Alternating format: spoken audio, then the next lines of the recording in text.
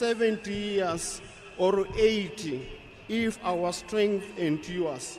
Yet the best of them are but trouble and sorrow, for they quickly pass and we fly away.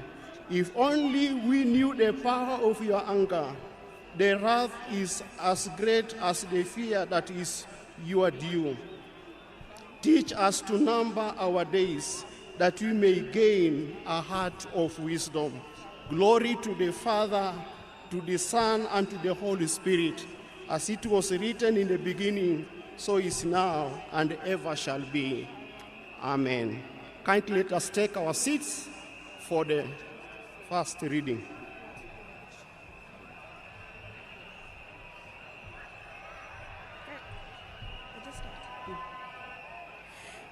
In presence of God, In presence of God and of Christ, Jesus will judge the living and the dead, and in view of his appearing and his kingdom, I give you this charge: preach the word, be prepared in the season and out of season. Correct, rebuke, encourage with great patience and careful instructions. For the time will come when people will not put up the sound doctrine. Instead, to suit their own desires, they will gather around them a great number of teachers to save their itching ears and want to hear. They will turn their ears away from the truth and turn aside from myths.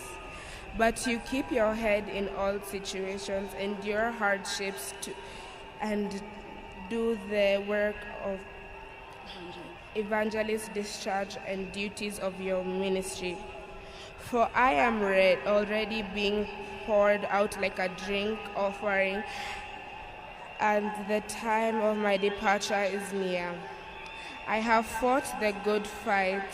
I have finished the race. I have kept faith. Okay.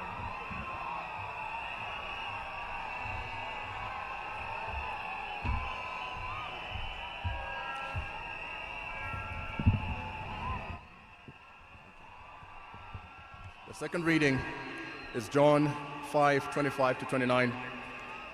Very truly I tell you, a time is coming, and has now come when the dead will hear the voice of the Son of God, and those who hear will live. For the Father has life in himself, so he has granted the Son also to have life in himself. And he has given him authority to judge because he is the Son of Man. Do not be amazed at this, for a time is coming when all who are in their graves will hear his voice and come out. Those who have done what is good will rise to live, and those who have done what is evil will rise to be condemned. This is the word of God.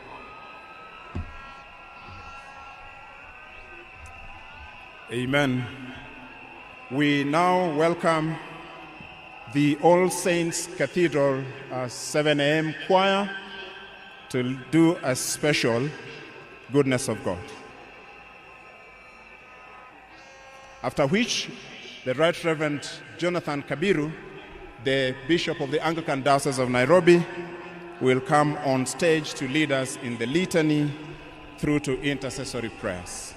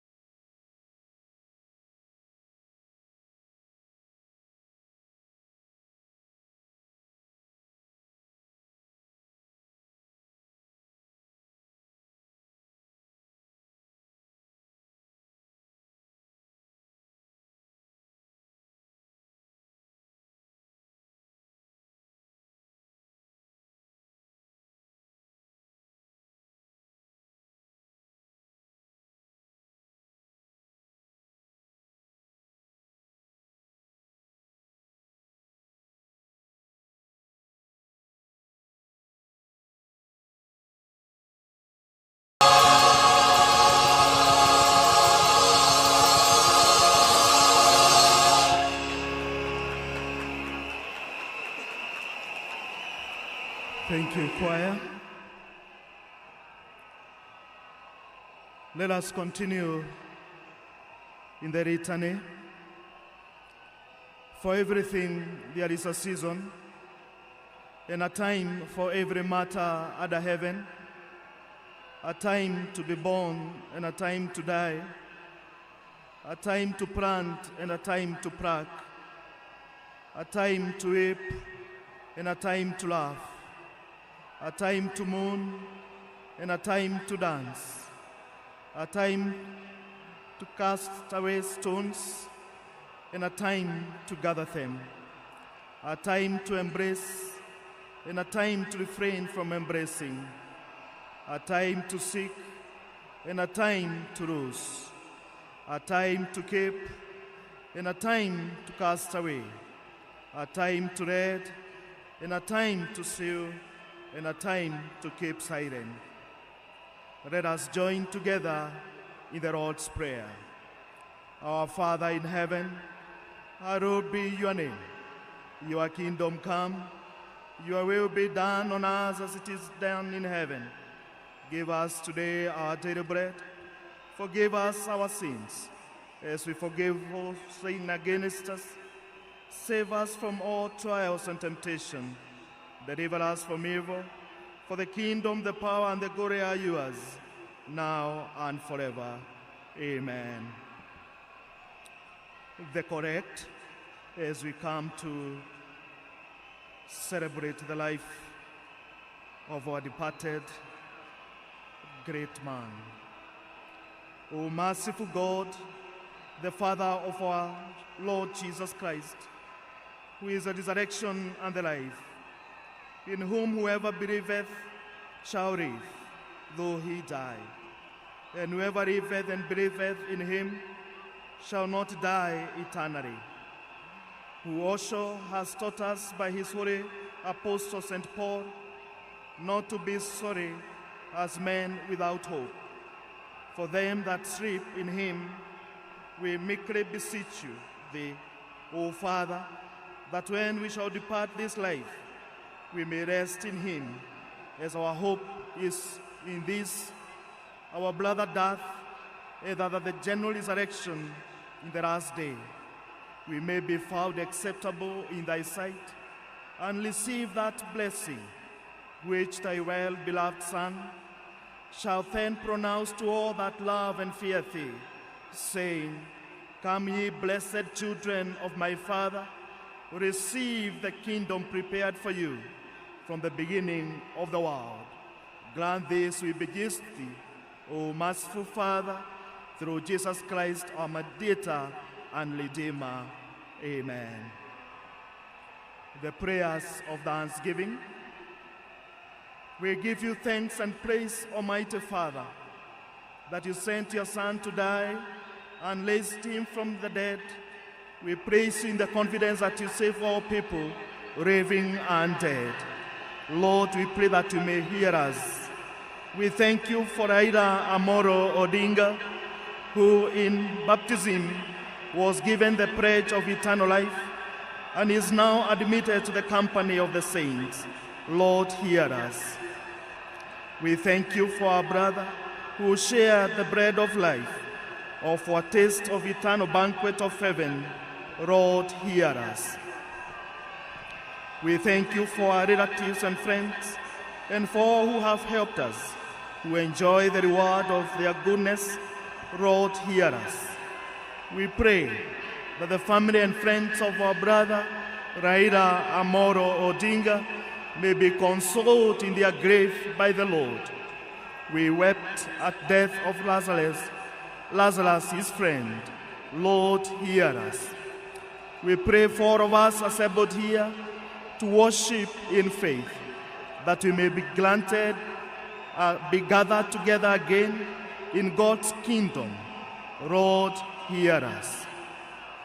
Almighty God, in your great love, you crafted us by your hand and breathed life into us by your Spirit. Although we become rebellious people, you did not abandon us to our sin. In your tender mercy, you sent your Son to restore in us in your image. In obedience to your will, he gave up his life for us, bearing in his body our sins on the cross. By your mighty power, you raised him from the grave, rejoicing in his victory and trusting in your promise to make alive all who turn to Christ. We commend Raila Amoro Odinga to your mercy, and we join with all your faithful people and the whole company of heaven in the one and unending song of praise. Glory and wisdom and honor be to our God forever and ever. Amen. We are so grateful to God for this far that we have come in celebrating the life of the late Right Honorable Raila Amoro Odinga. We have with us the Bishop of the Diocese of Bondo, where the family of Odinga come for the opportunity, Your Excellency, to welcome Bishop Professor Cordia, who will bring to us a homily at this particular time. We are going to stand and we are going to be read in a hymn so that we can be able to welcome the preacher of the day. Kindly let us stand as the Provost announced the hymn. When the roll is called up yonder. And as Bishop comes, please we request the marshals in the stadium, if you could kindly help calm our fellow Kenyans who indeed are joyous, but are expressing themselves in a manner that probably makes it difficult for Mama Canon Ida and our family, His Excellency the President and distinguished guests, not to quite follow what's going on. We kindly respect our pain and how we are expressing our grief.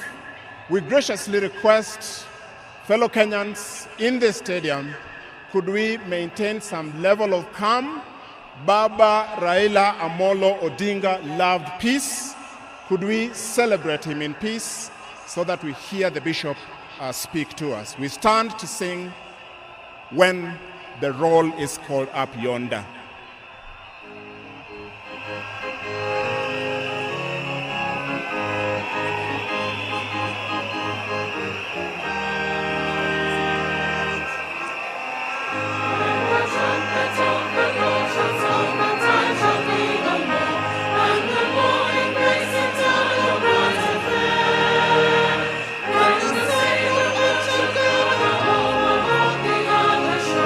And the roll is called up.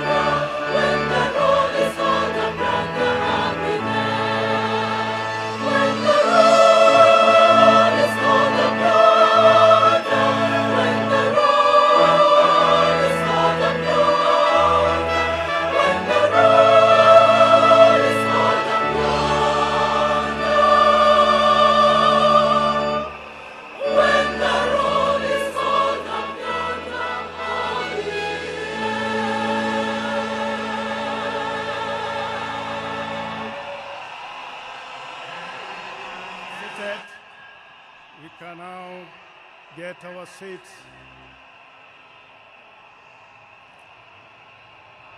My fellow Kenyans, this is the time that God wants to talk to all of us as we give our last respect to our Baba. If he were to be here addressing you, he would start by saying, "Higher, higher," and all will be well. So I'm also saying, higher, higher, and let it be well. To His Excellency the President of the Republic of Kenya and all distinguished guests, Mama Ida and the Odinga family, as we celebrate the life of our fallen hero,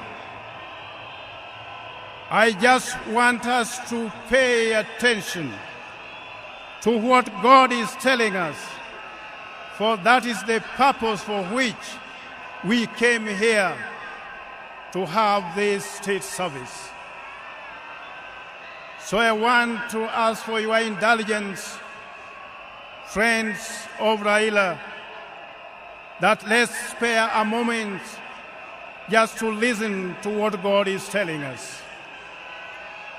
Paul, in his address to Timothy, makes it very clear that in the presence of God and of Christ Jesus, who will judge the living and the dead, and in view of his appearing and his kingdom, I give you this charge.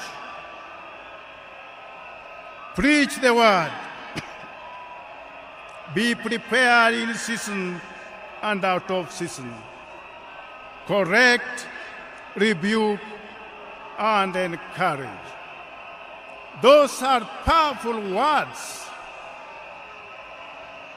When Paul gave a strong charge, saying, "Come and listen, for this is my word that I give unto you. Proclaim the things that God has commanded you to proclaim." What the theme of my sermon is: the power of the word. God has given us his power in his word, and that word must be proclaimed in order to have effect on us. That power has been given unto us so that the world could be a better place. That power has been given to us so that all of us would be able to live in freedom and in liberty. Power to correct, power to rebuke, and power to encourage. The Prime Minister was given that power, and he used that power effectively. The power to proclaim the new dawn in the Republic of Kenya. The power to proclaim the new freedom where now all of us can be able to say whatever we feel we need to say. The power to proclaim liberation of mankind from the state of fear to the state of boldness. Being given the power to proclaim. All of us, in one way or the other, we have been endowed with that power to proclaim something. when His Excellency is given the power, is also given the power to proclaim certain declarations with far-reaching effects on the entire Republic. Power to proclaim. The question is today, which we are all asking, as we celebrate the life of Baba, is how do we apply the power to proclaim that God has given us for the good of the nation, for the good of all of us, for the good of humanity. Baba is one such politician that never used the power of money to intimidate people or to lure followers. Today we have very bad manners amongst most of our politicians. They have taught our people the culture of handouts, that wherever you are, you must give part with money. And woe unto those who drive big vehicles, they are in trouble. Whenever you are seen, you are only seen in terms of money. What can you be able to give?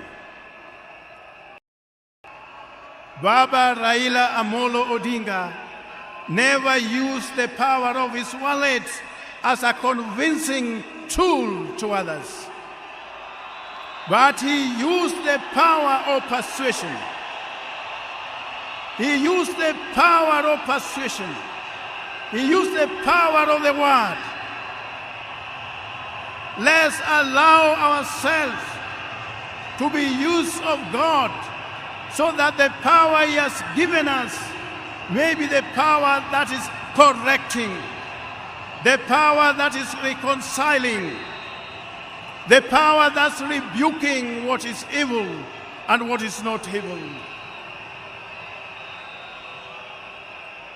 We as preachers, sometimes we are also tempted to fall into temptation of compromising the message that the Lord has given us, because sometimes we feel we must make some people happy. I want to tell you for free that God has called all of us only to proclaim His will, and once we proclaim that, we remain stronger than ever before. We become more charged to speak the truth than ever before. How many can fit in the shoes of Raila Amolo Odinga today? How many can fit in that shoes today as I speak?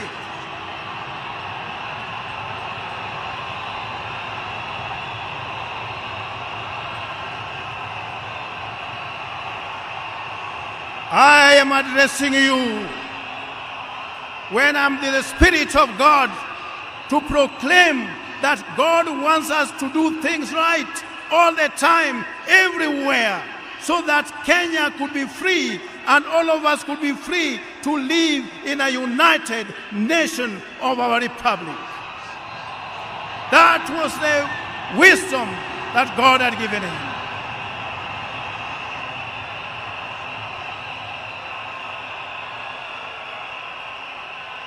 And I want to charge you in the name of God that from today, please, as we honor the Right Honorable Raila Odinga, let's see ourselves as Kenya First, not from the point of view of our tribes, of our classes, of regions where we come from.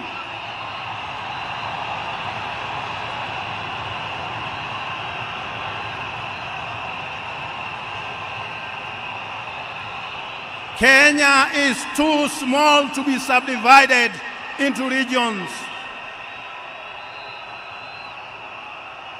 As I conclude, because I was given only 2 hours to preach, now as I conclude,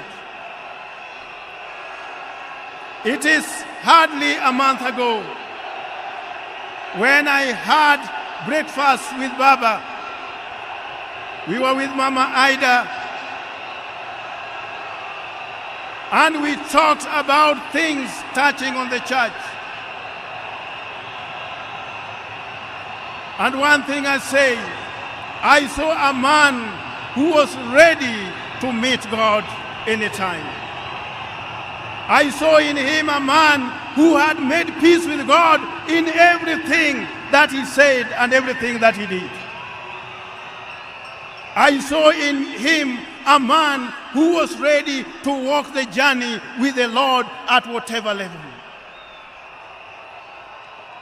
A humble servant that many people never listened to. A man who believed in God that many people did not know. I tell you, as his bishop, he is a person that we have lost. He is a person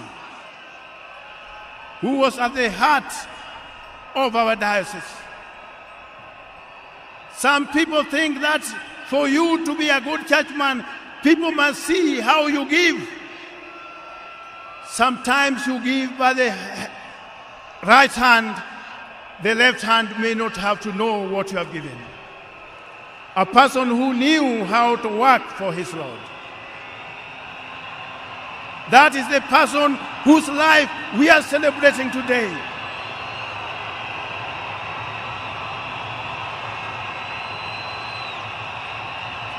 And I want to say without contradiction, Your Excellency the President, what you have done,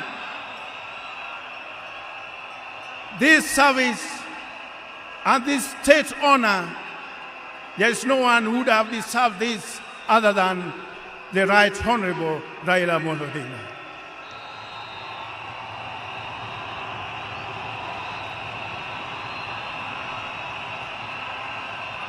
And when we are proclaiming the word, we should not be fearful.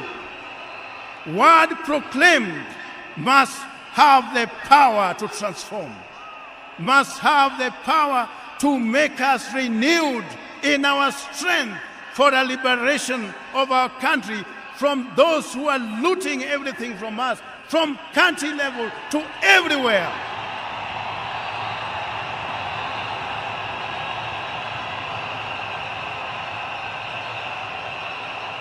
If there is anyone here, I want us to make a testament. I want us to make a testament with the people of Kenya. If there is anyone here, at whatever level, be you a governor, be you an MCA, be you whoever it is who has looted this country, you know you stand a chance of being condemned.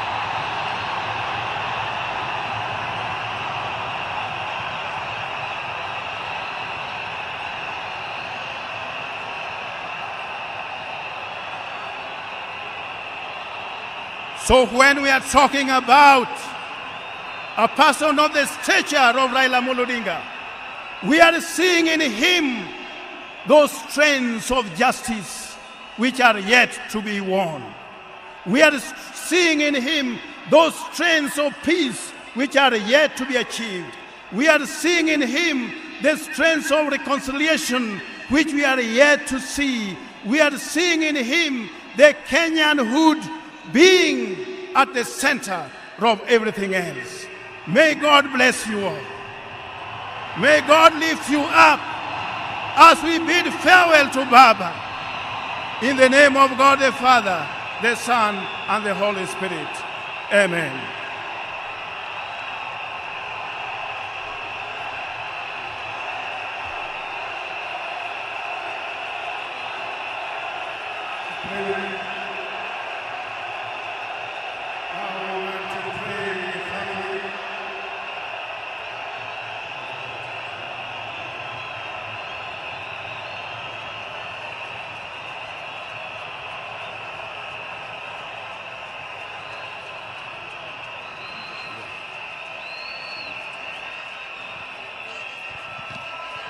Yes, I want us now to pray for the family. Let us all be silent a bit as we commit this family before God. God, you are always graceful. You are always merciful. You are always loving. And you are always caring. This is the family that you had made for us in this Republic of Kenya, to be the champion of democracy, of freedom, of love, of the unity of our nation. You have left Mama Ida remaining to be the mother of all of us. You have left Baba Dr. Buru also to be the father of all of us. You have left this family. They will never lack when we are still there to be with them. We want to commit them all unto you, O Lord, for your special favor, that you touch each and every one of them. You grant them the favor to remain strong even at this time of mourning. Let their celebration be our celebration. Let their grief be our grief. Let their joy be our joy. And let their strength be our strength. May you comfort them all. And may you heal their wounded hearts, O Lord. For all this we ask in the name of God the Father, the Son, and the Holy Spirit. Amen.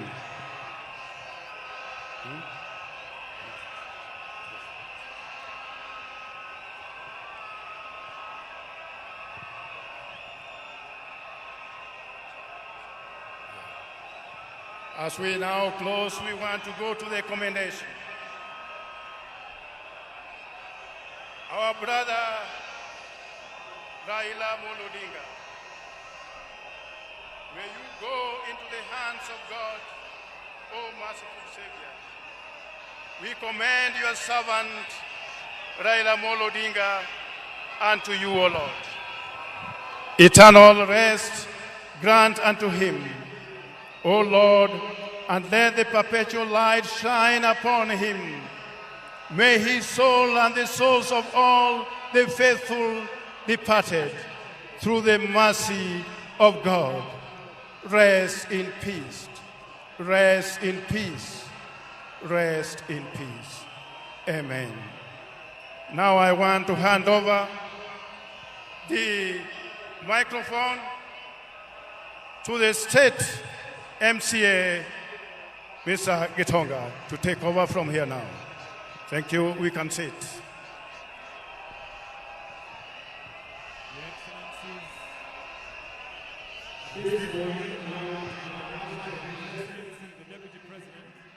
Professor Kithure Kindiki, who will now run the program as from here.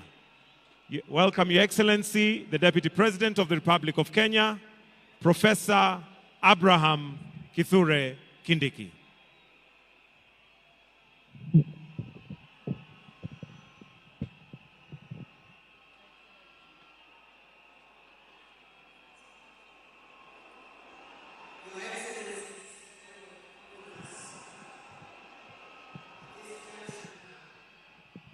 We would like to hear the tribute of our departed leader, the Honorable Raila Odinga. That tribute, the eulogy, will be read by Jaoko Oburu.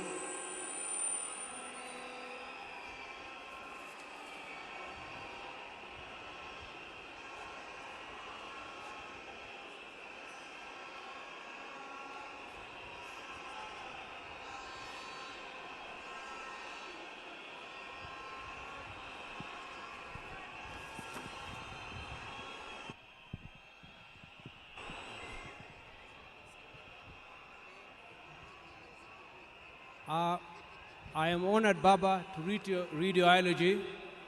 May the Lord give me peace and give peace that transcends all understanding to us, your orphans. Raila Odinga is truly a once-in-a-generation leader, a man whose ideals transcended politics and whose legacy will shape Kenya's destiny for generations to come. President William Ruto announced the demise of former Premier on 15th October 2025. On the 15th October 2025, the mortal journey of the Right Honorable Raila Amolo Odinga came to an end. But his spirit is immortalized in the story of a life that began on the 7th of January, 1945. For 80 years, he embodied resilience, boundless optimism, a will to test limits, ventured into new frontiers and imagined new horizons, all in a steadfast love for country. He was a leader who never wavered in his belief in the good of his people. Raila Odinga lived a life of purpose. He chose to fly high, urged the nation to dare, and challenged Africa to fight for its place in the world and retrace the dreams of the continent's founders. Over the past 3 years, we have witnessed an outpouring of emotions of a nation gripped in grief. Africa has grieved for him. Indeed, the world has grieved for him. Our nation and our world struggling with the question, did we really know him in his fighting to find hope in his enduring legacy? Raila Odinga may not have been there to fight the country's war for independence, but he bows out as an undisputed leader of the national rebirth of the Kenyan nation. He easily became the bridge between our generation and that of our grandfather, the late Jaramogi Oginga Odinga, who fought for our country's independence from colonialism. He learned at the feet of Kenyans and Africa's most revered leaders. He witnessed the liberation ideals and struggles of Pan-African heroes, including our grandfather Jaramogi, Jomo Kenyatta, Julius Nyerere, Kwame Nkrumah, Gamal Abdel Nasser, and Kenneth Kaunda, among others. He followed and internalized Nelson Mandela's struggles and agreed with his philosophy that courage was not the absence of fear, but the triumph over it. That the brave man is not he who does not feel afraid, but he who conquers that fear. Raila conquered fear and mastered courage. Possibility of death in pursuit of an ideal was not a reason for Raila to retreat, for he also internalized William Shakespeare's words that cowards may die many times before their deaths. The valiant never taste of death but once. It is from that perch that Raila began his own long walk for freedom and liberation, applying himself to the cause as a debt owed to past and due to the present generations.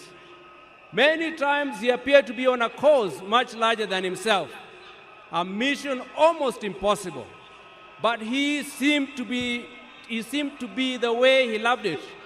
He gave his life for it. In emulating the giant steps of Jaramogi Oginga Odinga, our grandfather, and the spirit of selflessness that ran deep in his heritage, Raila Odinga, just as his father once declared that he could be no freedom for the release, without the release of their leader Jomo Kenyatta, proclaimed Kibaki Tosha, a declaration that propelled NARC to bring an end to KANU's 40-year rule. This defining act was emblematic of the man himself.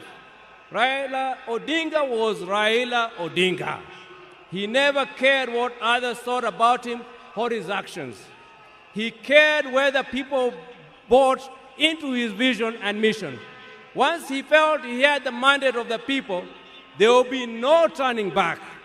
In the process, he became Kenya's ultimate political prisoner and one of Africa's best-known freedom fighters, a dedicated and down-to-earth servant of the people of Kenya, a headache to the corrupt elite, and a beacon of hope for those struggling for freedom, not only in Kenya, but across Africa and beyond.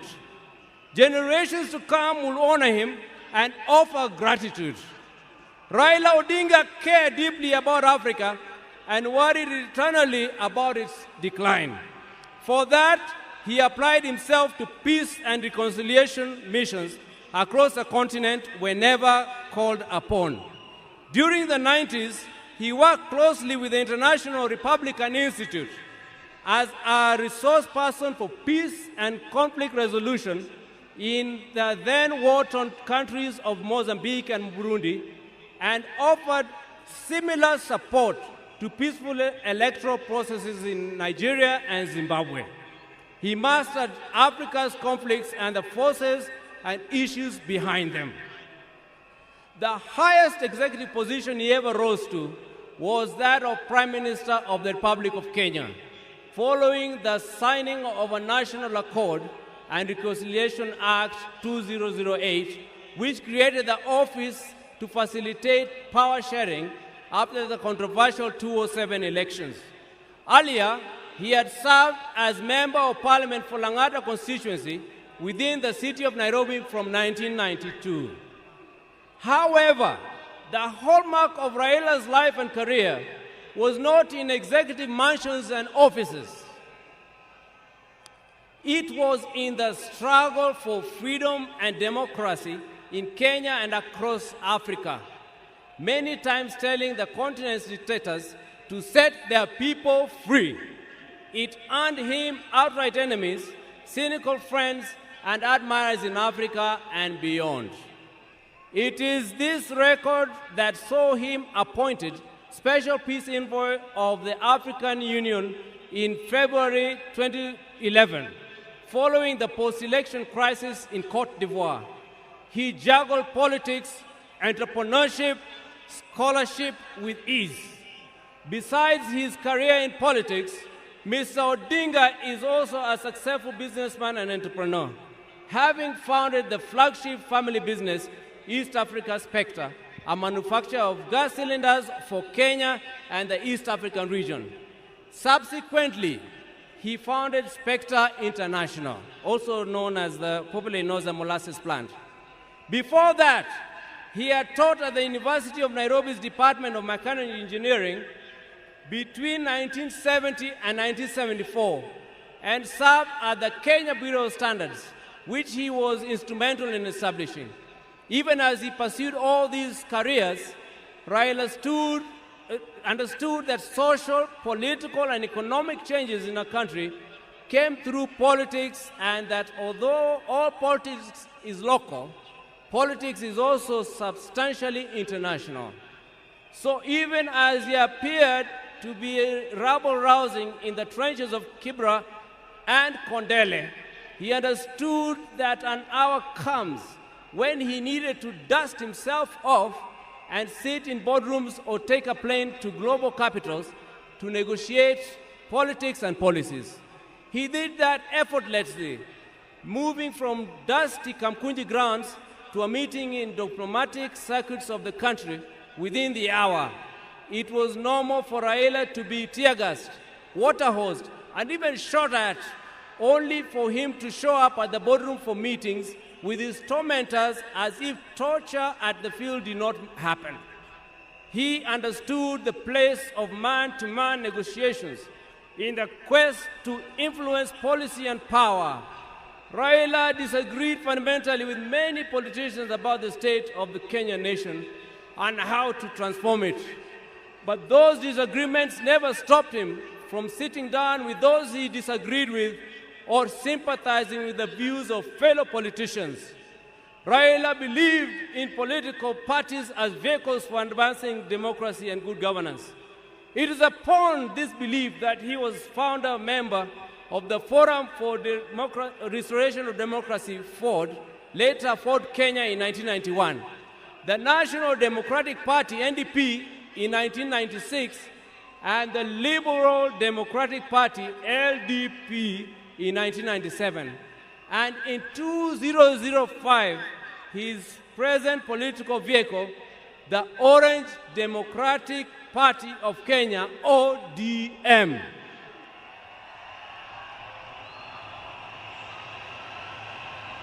In 2013, he led his party into coalition with other parties to form the Coalition for Reforms and Democracy Code, on whose ticket he ran for president. He challenged the election results at the Supreme Court, which ruled in favor of his opponent. He accepted the verdict and took up the leadership of the opposition. He contested the 2017 presidential election on the ticket of the National Super Alliance, NASA, which election ended up being nullified by the Supreme Court, but he stayed out of the subsequent contest. Mr. Odinga was again picked by his coalition, Azimio la Umoja One Kenya Coalition Party, for the presidency in 2022, whose results were confirmed against him by the Supreme Court. He accepted the verdict and has led the opposition coalition. Raila's early life prepared him to be a consummate African and citizen of the world, with early education in Kisumu and Siaya before leaving for Germany, where he began his high school education at the Herder Institute of Leipzig. He later transitioned to the Otto von Gutenberg University in Magdeburg, in the then East Germany, where he obtained a Master of Science in Mechanical Engineering, specializing in production technology. In February 2024, Raila visited and extensively toured the two institutions, reliving his days there and recalling that when he arrived in Otto von Guericke, there was not more than 5 black students in the whole college. As a leader, Raila believed in and exercised unity, selflessness, sacrifice, collective leadership, humility, honesty, discipline, and hard work. Other than Kenya, Raila's other greater love was Africa. He celebrated the continent's potential and mourned its poverty. He mourned the death of leadership on the continent and felt the pain of its people being left behind by less endowed regions of the world because of failure of leadership. Indeed, the last major political project Raila quietly embarked on just days before his death was a third biography dedicated purely to Pan-Africanism.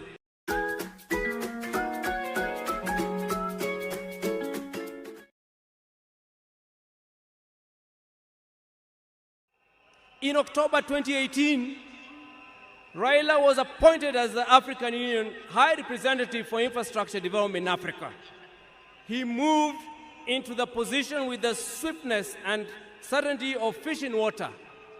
He named the continental highway networks corridors, railways, and airports as if they were in Kenya.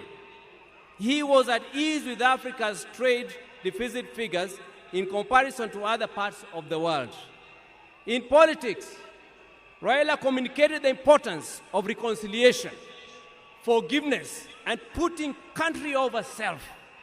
He forgave his jailers and worked with them to move the country forward.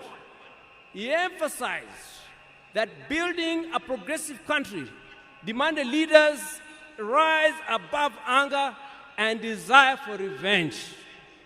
He also believed strongly that preservation of a nation requires the triumph of pragmatism over ideology, that when the nation is under extreme threat, leaders must embrace extreme compromise. He believed power was not an end, but a means to an end. It should be used towards the desired end. He believed that power should be used to ensure the existence of the nation, not the demise of the nation. He wanted power to be used to ensure progress, prosperity, and peace of and among nations, and not for any causes that would yield contrary outcomes. We will cherish Raila's memory in the heart of our nation, and I believe in the hearts of many African nations. Fare thee well, our champion, our freedom fighter, our Baba. You have fought the long fight. You have finished the honest race. You have kept the unshakable faith. Your work here is done. The struggle continues. Rest in peace and eternal, rest in perfect and eternal peace. Thank you, Baba. Long live the King!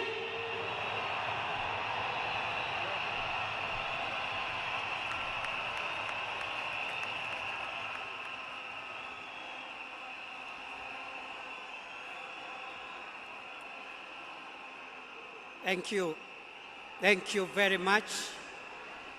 We are going now to receive the following family members to eulogize their father, Winnie Odinga, Raila Odinga Jr., Rosemary Odinga, and later on, Mama Ida, and Mzee Senator Dr. Oburu Oginga will close that chapter on the family tributes.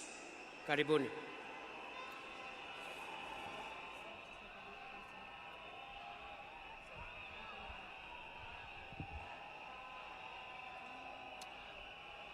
Hello? Hello? Hello?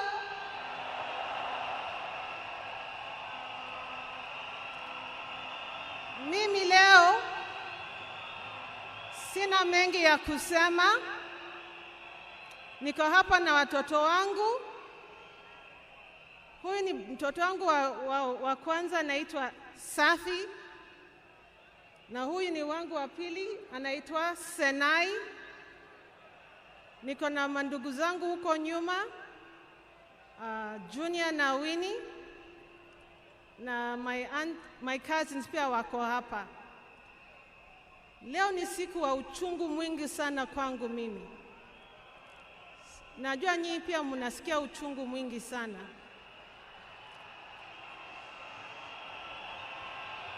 Kwa sababu hata baba alikuwa baba wetu, alikuwa baba zetu sote. Naomba niseme machache kwa Kiingereza tafadhali. Ladies and gentlemen, of course all protocols observed. I'm a bit today I'm feeling very, very sad. I did not anticipate to speak today, and there's so much I can say about Baba, but at the same time, we don't have enough time for me to say it all. To me, he was my advisor. He was a friend.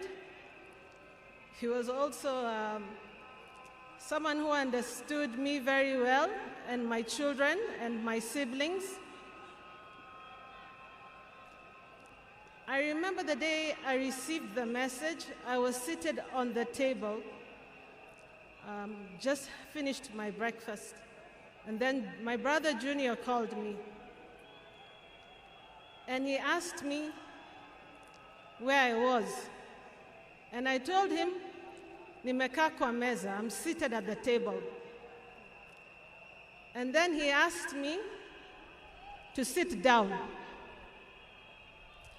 And I asked myself, now do I sit on the floor, or sitting on the table, or the seat at the table is good enough? I was so confused. But then Junior then told me that our father was no longer with us. Until today, it is still very difficult. Ni uchungu mwingi sana ambao tunahisi kama familia. Na leo hii tunakuja na nyinyi pia, ndio tuombeleze na nyinyi pia, Kenya mzima na dunia nzima. Nataka tu kusema asanteni sana kwa kusimama na sisi, na tutaendelea kusimama pamoja, na Mungu abariki Kenya mzima na bariki dunia mzima. And thank you all. Asanteni sana. Mungu atupe nguvu. Mama, Mungu akupe nguvu. Thank you so much. Sina mengi ya kusema.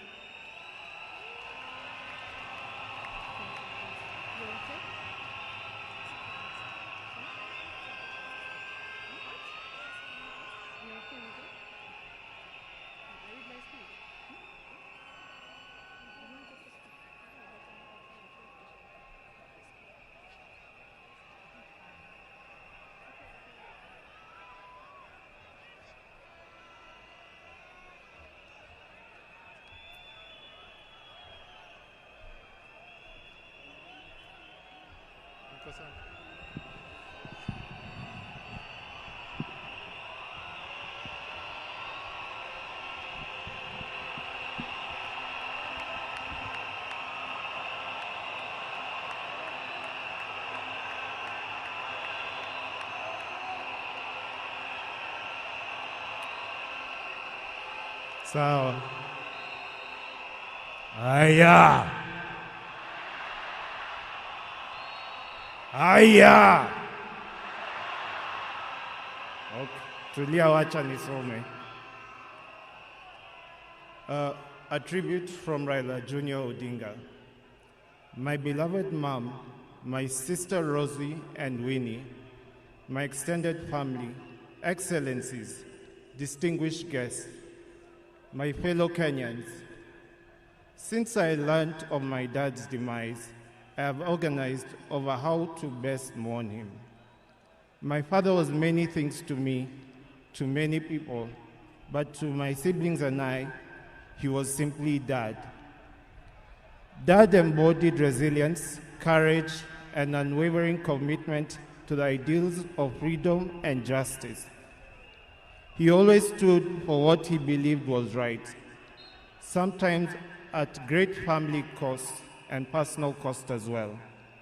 He was my hero.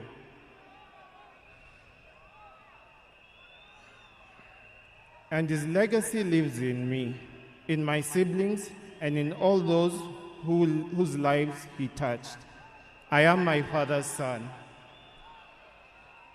And that is why I will continue to fight for values he believed in: justice, fairness, and service to others.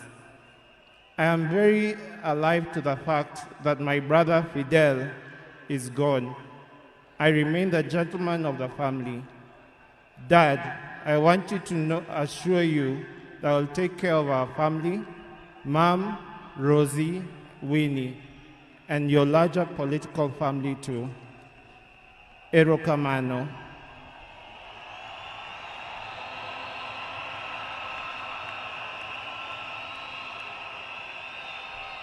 Aya, hii sehemu, the refrain is Asante Baba.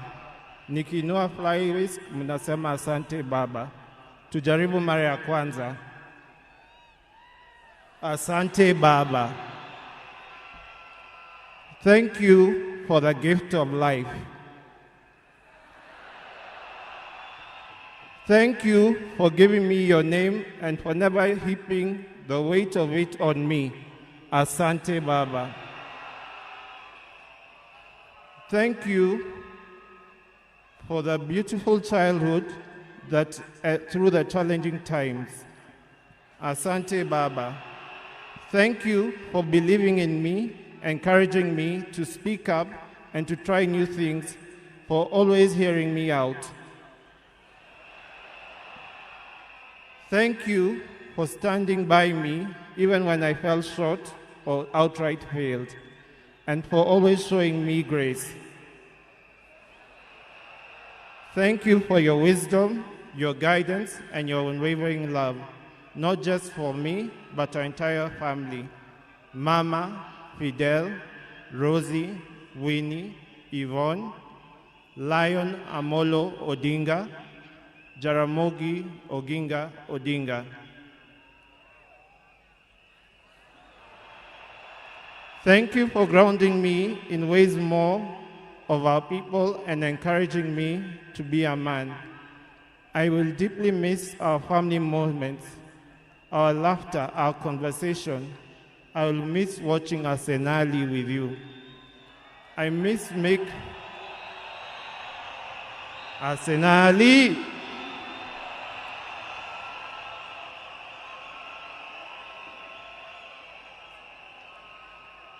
Aya, wacha nimalize. I thank God for you and for everything you have meant to me. You have run your race with honor, and may grace now lead you home. May the ancestors receive you and rest well. Nindikwe, Baba Aheri, Asante Baba, Asante Baba, Asante Baba, Joey, Joey, Joy.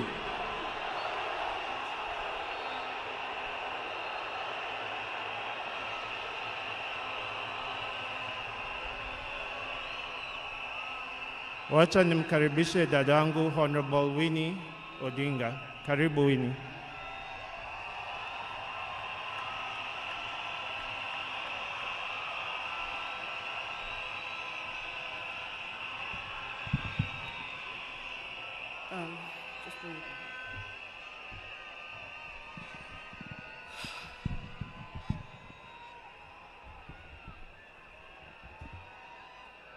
Hey.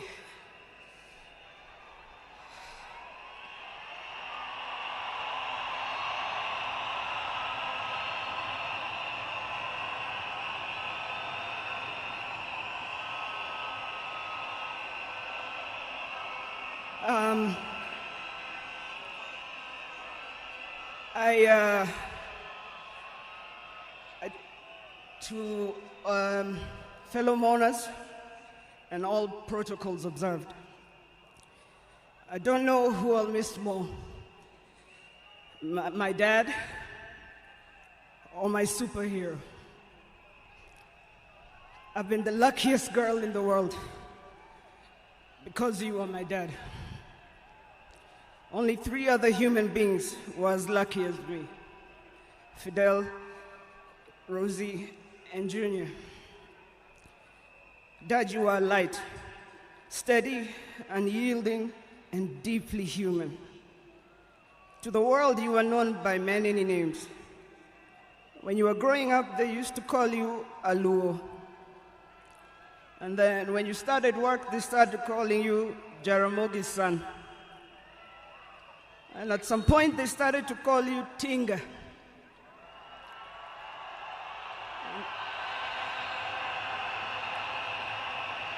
At another point, they started to call you Aguambo.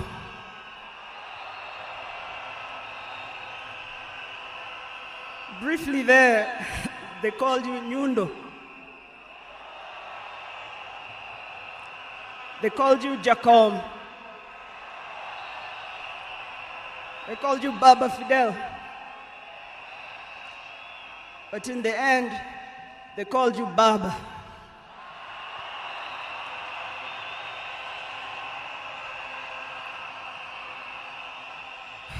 To me, you were simply Dad. A man whose presence froze rooms around the world. Our home was the Vitendawili testing ground, filled with trivia, quizzes that challenged the 4 of us, in a good way sometimes. When I learned that you willed to be buried in 72 hours, I laughed.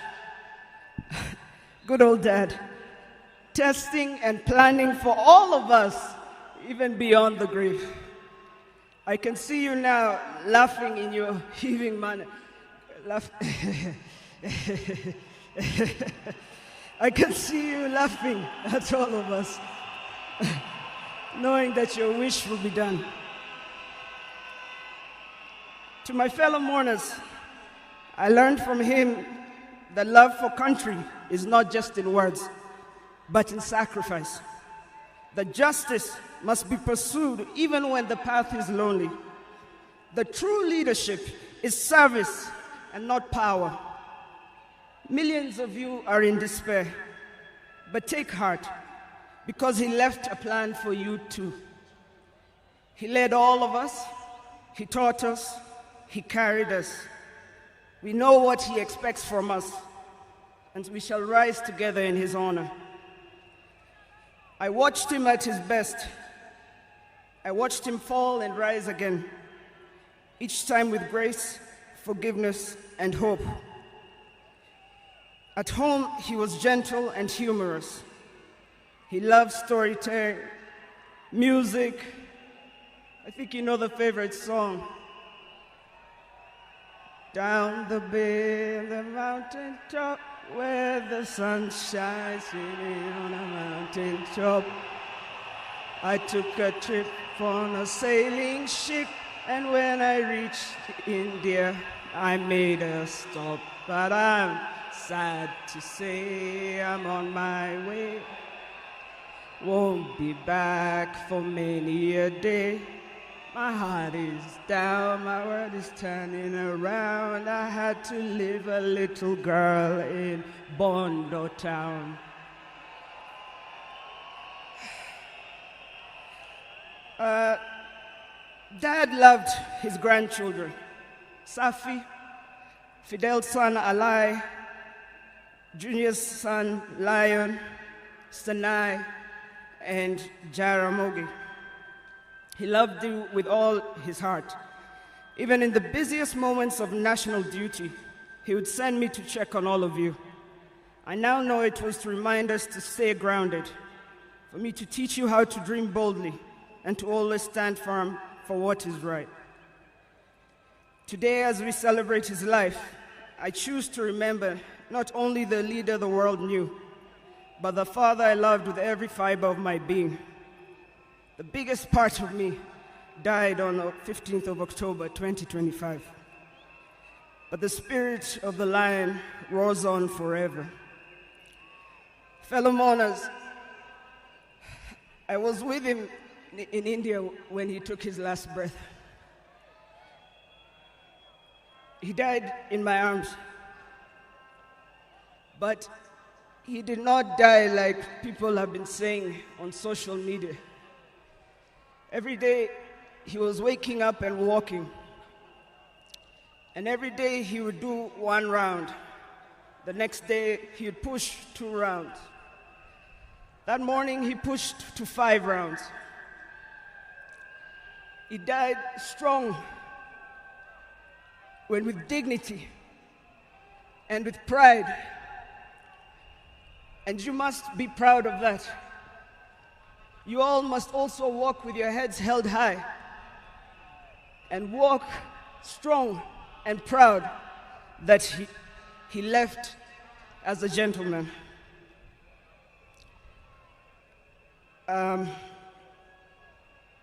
As a family, we want to thank all of you, from Turkana to Lamu, from Isiolo, Mandera, to the shores of Lake Victoria. Asanteni sana. The king is dead, but long live the crown. Joey! Joey! Joey! Joey! Rest in peace, Dad. Asante.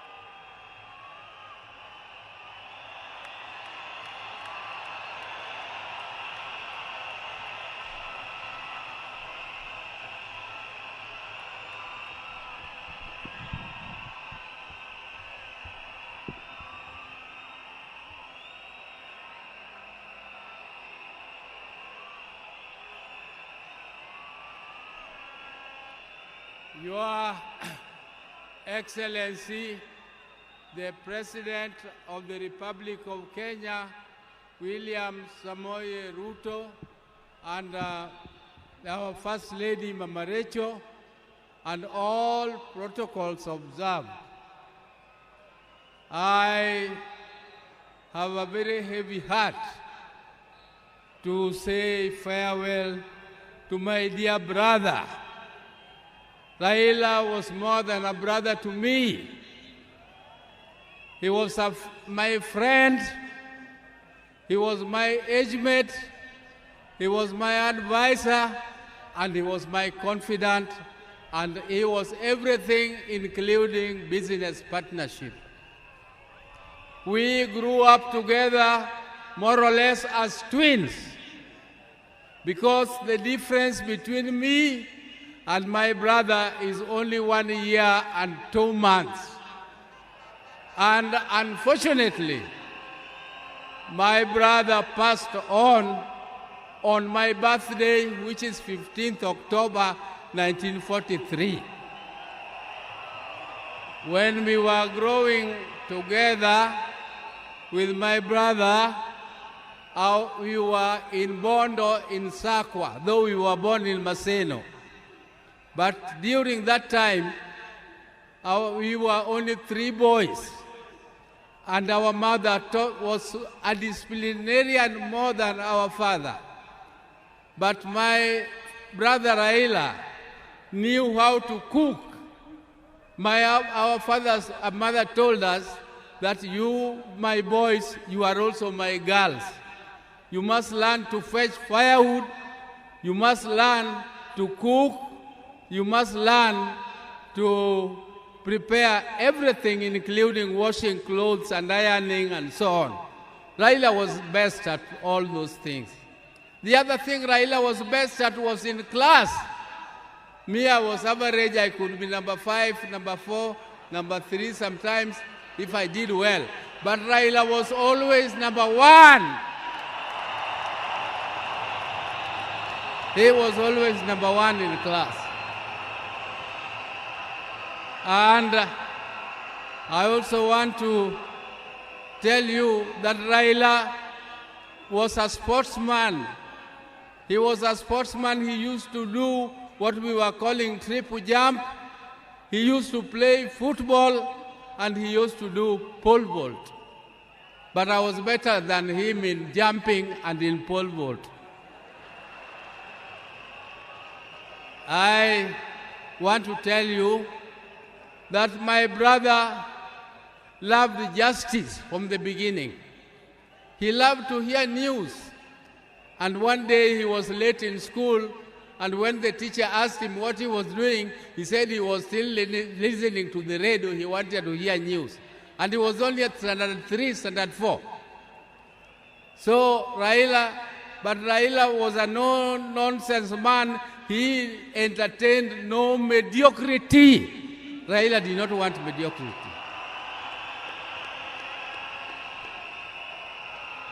If you came across him with lies or something mediocre, his left hand was very fast. He could give you something to teach you a lesson that you must always be truthful. He protected me and my brother, the later Gola, because he was more brave in confronting anybody who attacked us. Ladies and gentlemen, I can tell you the story of Raila the whole day, but that is not my intention today. My intention is to tell you that even though my brother was almost the same age as me, but younger than me, I can tell you that I respected him as my leader in the political arena.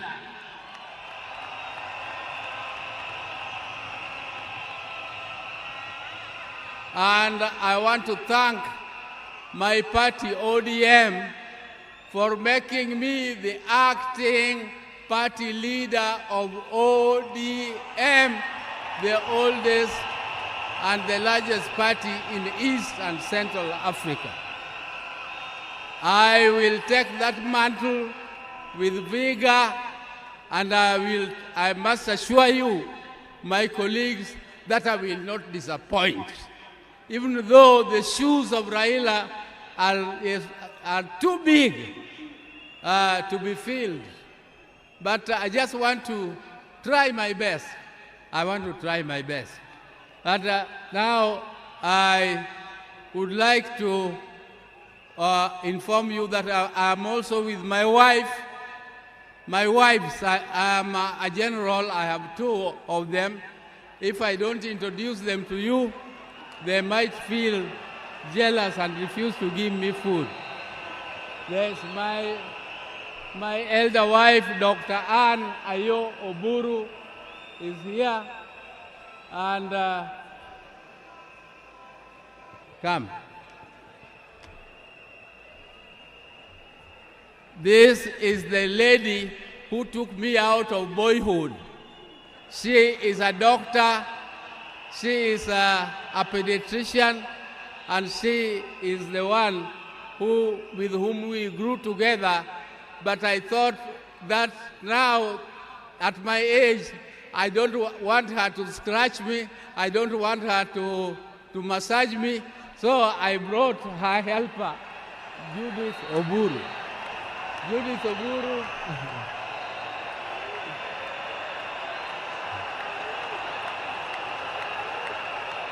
Judith Oburu here works with NSSF, and she is also an accountant by profession. So thank you very much. Your Excellencies, we have come here tomorrow. We are moving home, and we shall talk to you again when you come to Bondo. And I thank you all for listening to me and giving me this opportunity to listen to you. But please, keep the spirit of Raila burning. We are going to keep the spirit of Raila burning. You can see Raila has siblings. You can see Junior has spoken here very well. You can see Winnie is there burning. You can see Rosemary is there burning. And you can see their mother, Ida, is here. Ida, please keep the family together and make sure that the fire of Raila keeps burning forever and forever more. Thank you for listening to me. Oh, let me leave on. Asante, my brother, rest in peace. My brother, rest in peace. Greet for us, my dad, Jaramogi Oginga Odinga. Greet for us, our mama. Greet for us, our mother, Mama Mary Oginga. Greet for us, our father, Jaramogi Oginga Odinga. Greet for us, all our brothers, Agola, Osewe, and Odima, who left before us. And greet for us, all of them. And I'm sure God the Almighty is going to welcome you with his hands there, because you were magnanimous, you loved God, and you loved people. That is what God also expected of you, and you have done your best. Rest, my brother. Rest in peace. Rest in peace, my brother. Thank you.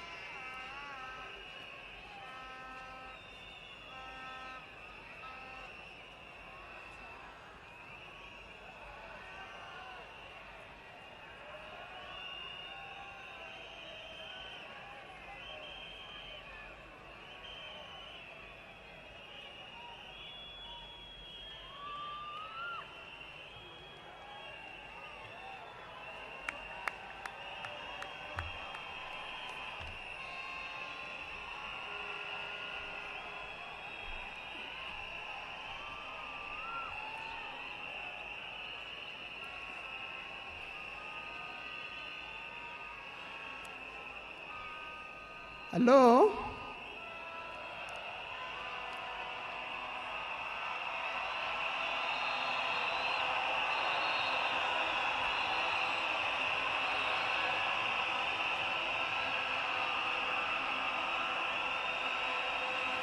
Thank you. Thank you. Thank you. To His Excellency, the President of the Republic of Kenya, His Excellency William Samoei Ruto, and Her Excellency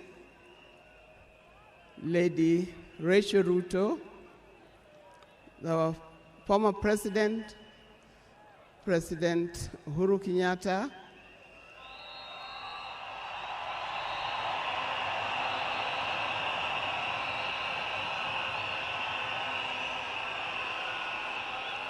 the visiting President,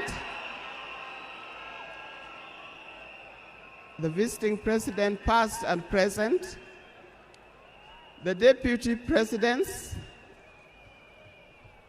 all distinguished guests, ladies and gentlemen, and watu wetu wa Kenya kwa jumla, hamjambo.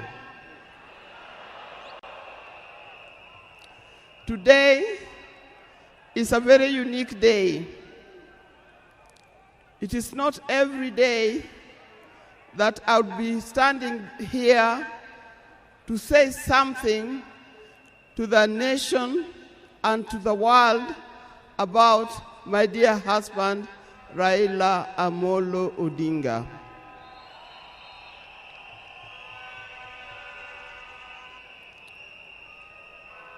For those who don't know me, I've got a very long name.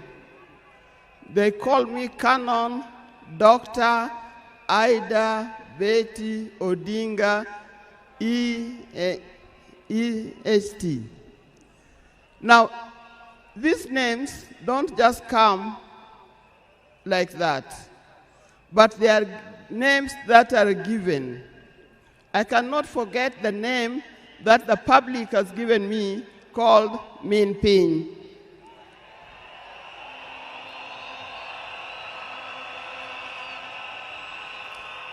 That name is a very heavy name because it is a name that puts a lot of responsibility to the owner of that name. I'm also gotten the name of Peace Ambassador. And for that reason, even before I say something else, I'd like to say something about peace. One thing that I know that Raila stood for, and he keep on repeating, is that we need peace in our nation, we need peace in our homes. And peace will not survive in a situation, in a chaotic situation. For that reason, I appeal, today I appeal, let us mourn Raila in peace. I know you are all concerned. I know you are all mourning.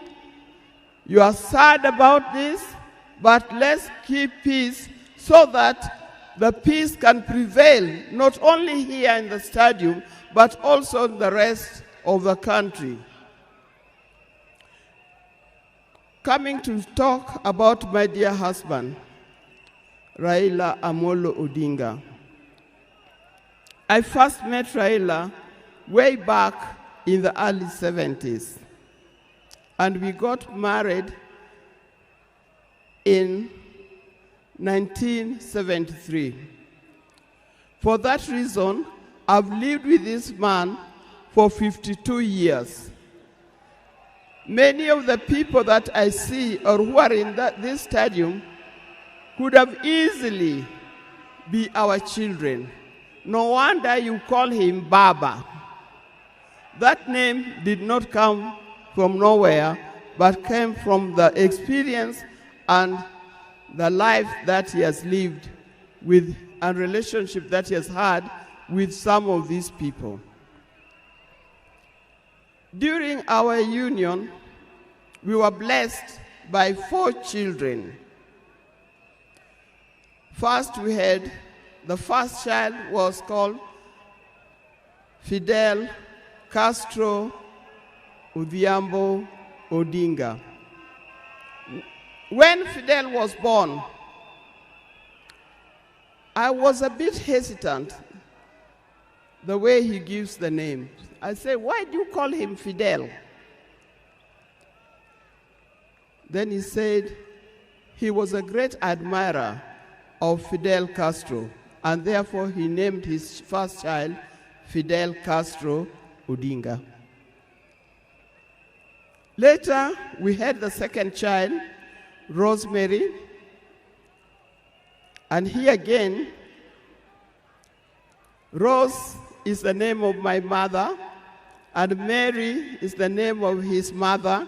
We combined the 2 names together, and we called the child Rosemary. It also has a meaning to us. When it came to the third one, and he named after his best friend and his cousin called Raila Kembo, with whom they shared the name. So we ended up with Raila Oginga Odinga. Last, there was a big gap, and I'll explain to you. Last came the fourth child. The fourth child, when I went to the hospital, and you know those mothers, you end up somewhere in labor ward. And I was watching the television. And on the television, that's the time when Nelson Mandela had come out of prison. It was he's been there for 27 years. Raila also had been in prison, but that's not why we named her Winnie. And I was watching the television, I could see Nelson Mandela and Winnie Mandela holding hands as Mandela walked out of the gates of the prison. By then, I didn't know what kind of child I was going to get. But then I said, if it's a boy, we'll name him Wilson Mandela. But if it's a girl, will be Winnie Mandela. And therefore, Winnie Mandela arrived. And that's the fourth child. I see, when you look at this naming of the children, I know these days you can name your child anything that you want, but I'll appeal to those who are still having babies. Give your child a meaningful name, because you name them people you never saw, you never heard of, simply because it saw the name written somewhere. There's nothing wrong with giving our children the names of the people who in our lives we think are the heroes. Our life was not smooth life. Just like any other family, there's been ups and downs. But as we continue living together, we've learned how to cope, because we all have weaknesses and strengths. We learned to talk straight to one another.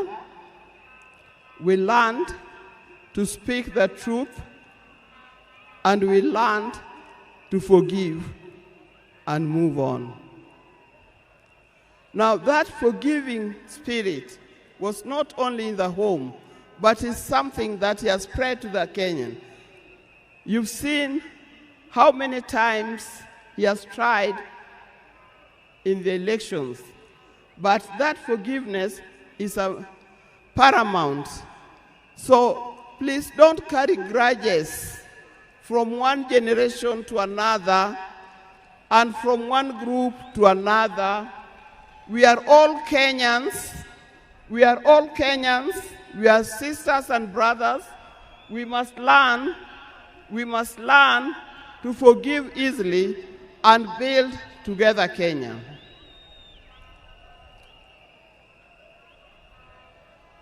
Towards the end, I'll not say everything. I would like to say everything, but time would not allow. And a span of 52 years is not a short time. I hope that when I get another opportunity on Sunday, I'll be able to say more. But one thing that he kept on repeating to me is that we must urge Kenyans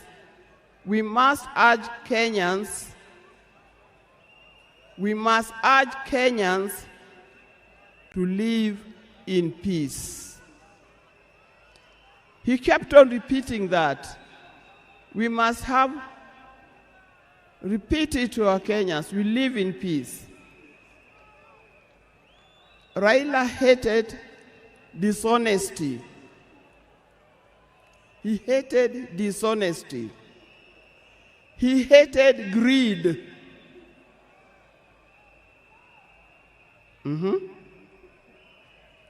The greed that have affected the main fabric of our society. The greed that leads to stealing from the public coffers. The greed that leads to corruptions. That's the kind of thing that Raila would not have liked to see. So, you people, I thank you. I thank you, those who have come and those who are watching us from other places. I thank you for standing with this family. I thank you for being here for us. And I thank you for helping us to mourn Raila. May his soul lie in eternal peace. And for the people of Kenya, I wish you well, thank you, and may God bless you. Thank you.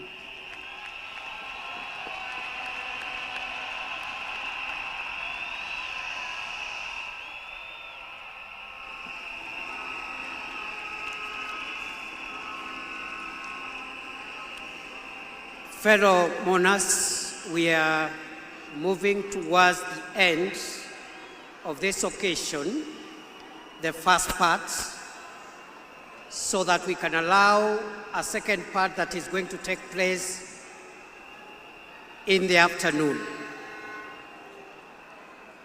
On behalf of Senator Dr. Oburu Oginga, who has been the co-chair of the National,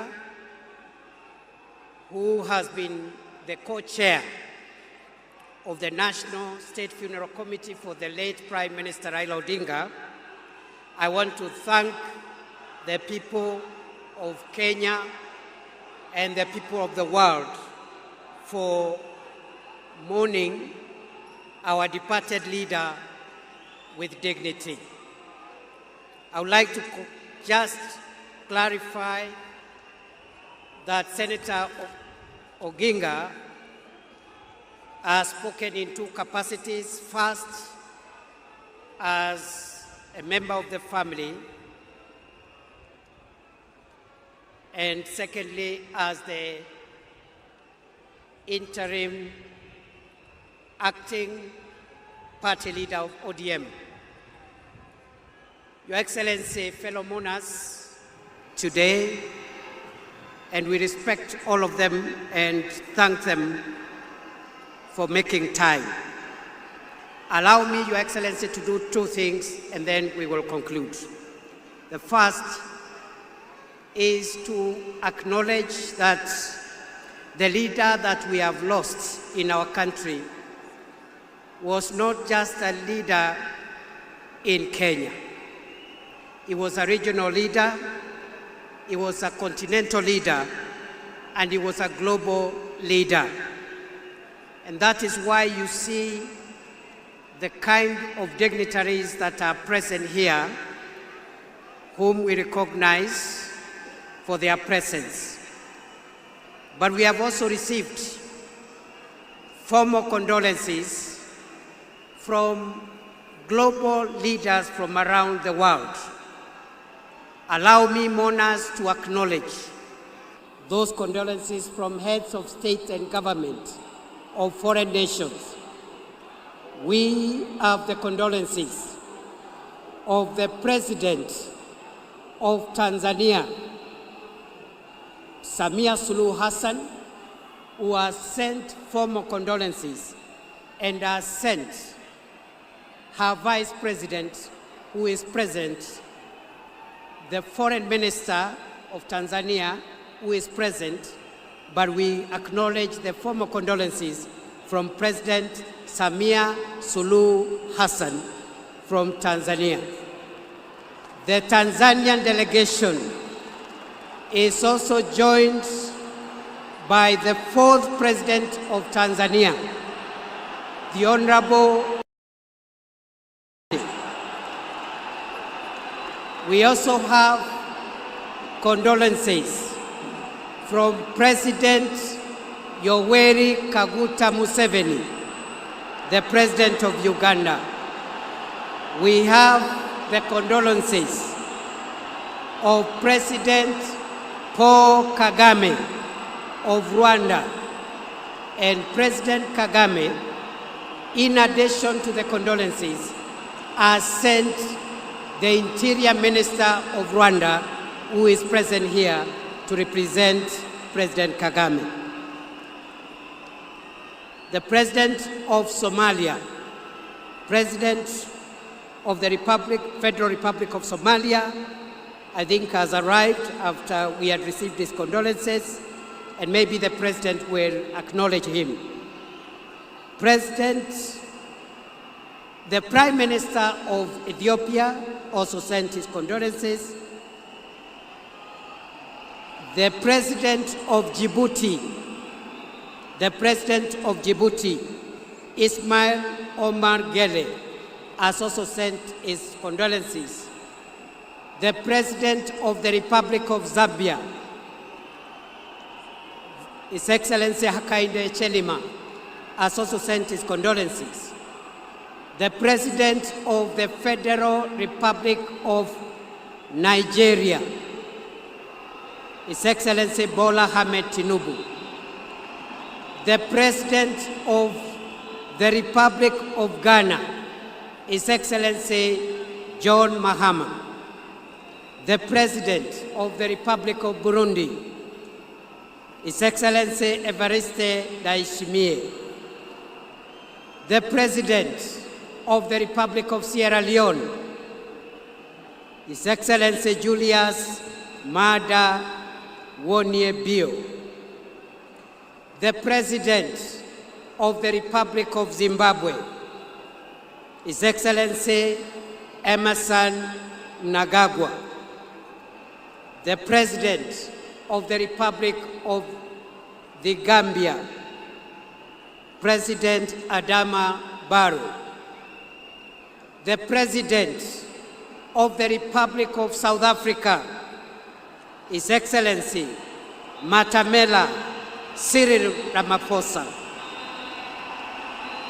The Prime Minister of India, His Excellency Narendra Modi.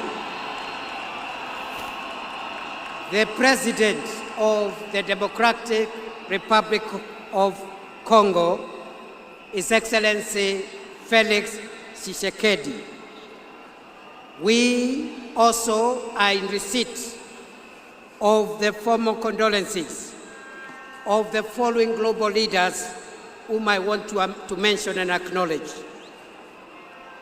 The Secretary General of the United Nations, His Excellency Antonio Guterres. The Chairperson of the African Union Commission, His Excellency Mahmoud Ali Yusuf. The Head of the European Union delegation to Kenya. We also have the condolences of the Under-Secretary General and the Executive Secretary of the United Nations Economic Commission for Africa, the Director General of the World Health Organization, Tedros Ghebreyesus, the Assistant Secretary General of the Commonwealth of Nations, the Executive Secretary of the Intergovernmental Authority on Development, Dr. Wokne Nyayo, the Secretary General of the East African Community, Veronica Nduva. And finally, I want to acknowledge also the condolences that we have received from the following. Senator James Rich, who is the chairperson of the United States of America Senate Committee on Foreign Relations. From the United Kingdom of Great Britain and Northern Ireland, We have the apologies of the Minister for International Development and Africa, Jane Chapman. Condolences from Italy through the head of mission, through the deputy head of mission of the Italian Embassy, the High Commissioner of Australia, the High Commissioner of Canada, the Ambassador of the Russian Federation, the Ambassador of the People's Republic of China, the Ambassador of the Czech Republic, the Ambassador of Switzerland, and the Ambassador of the Federal Republic of Germany. Ladies and gentlemen, we now would like to hear the condolences and the remarks from two other speakers. As we close this session, let me acknowledge all the people, fellow Kenyans who have come to join us and join together in mourning our departed leader. Let me recognize our delegation here from the state side, the arms of government, all the arms of government, and the two levels of government are represented here. We are led by His Excellency the President, William Ruto, and the First Lady. We also have our retired President.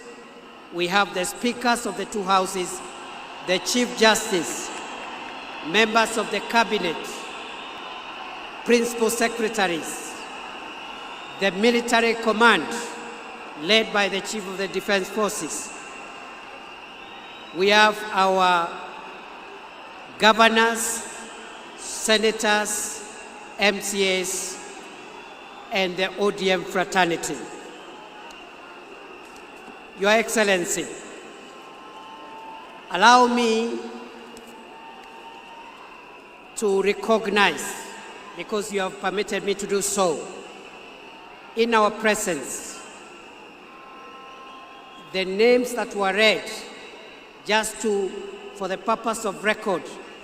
The President of the Federal Republic of Somalia is here, His Excellency Sheikh Mohamud. The President of the Federal Republic of Ethiopia is here, His Excellency Taye Salessi. The Vice President of the United Republic of Tanzania, His Excellency Dr. Philip Mpango, is here. The former President, the fourth President of Tanzania, the Honorable Jakaya Mrisho Kikwete, is present. Mohamed Thabiti, Foreign Minister of Tanzania, is present. Rebecca Jadeng, Her Excellency Rebecca Nyandeng, Vice President of South Sudan, is present.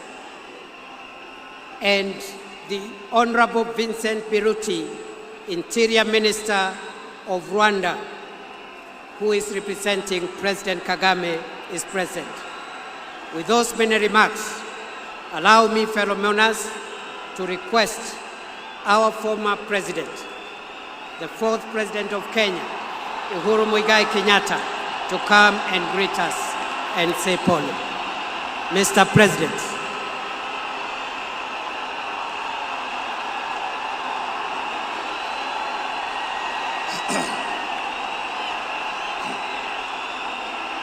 Asanteni sana.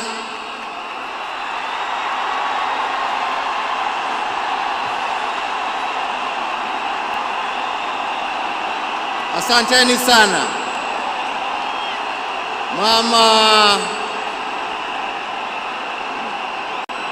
Mama Aida Odinga, Rosemary,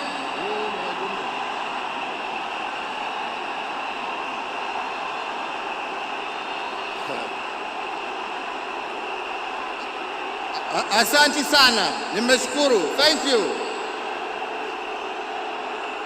Asanteni sana.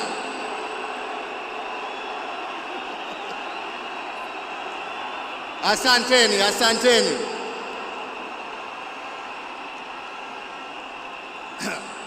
Nianze tena niseme Mama Aida Odinga, Rosemary, Junior, Winnie na familia yote ya mwenda zetu, rafiki wetu, Mheshimiwa Raila Amolo Odinga.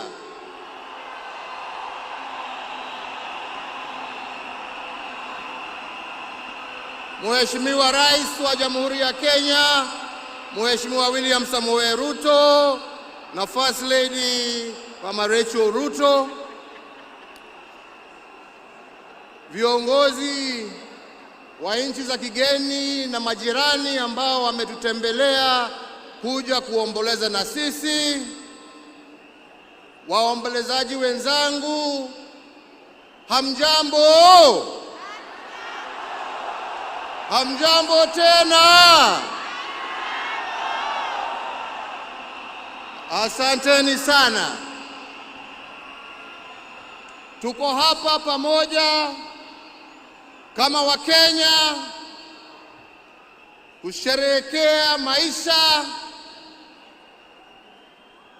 ya Mkenya mwenzetu, kiongozi, rafiki yangu, lakini mimi nilimpenda kama ndugu yangu.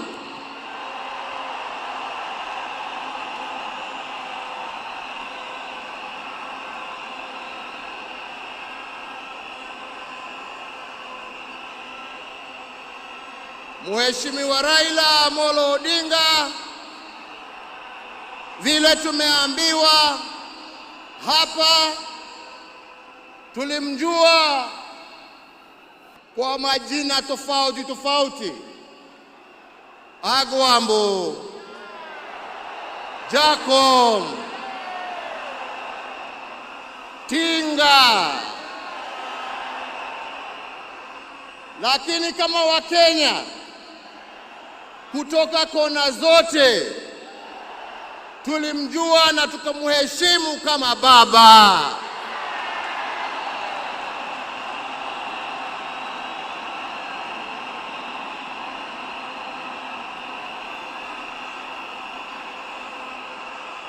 Na tulimuita baba kwa sababu Mheshimiwa Raila Amolo Odinga alipenda nchi yake Kenya kuliko kitu kingine chochote.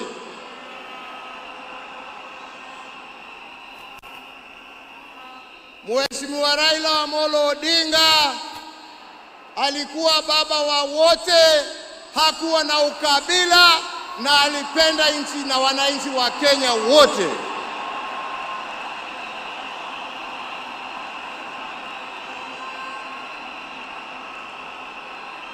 Na testimony hiyo yaoneshwa na marafiki tofauti tofauti ambao ukienda kumtembelea kwake nyumbani ulikuwa unawakuta huko.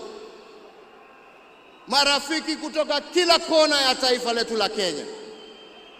Raila alikupenda kwa sababu ya maono yako, alikupenda kwa sababu ya fikira zako, alikupenda kwa sababu ya vitendo yako, lakini sio kwa sababu ya rangi yako ama kabila lako.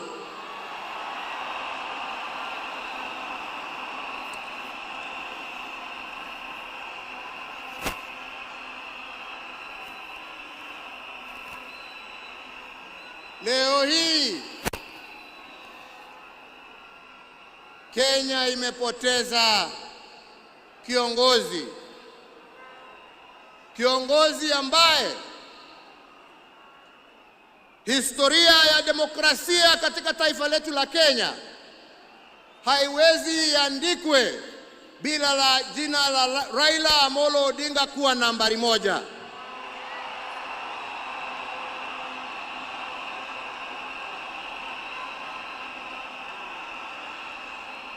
Historia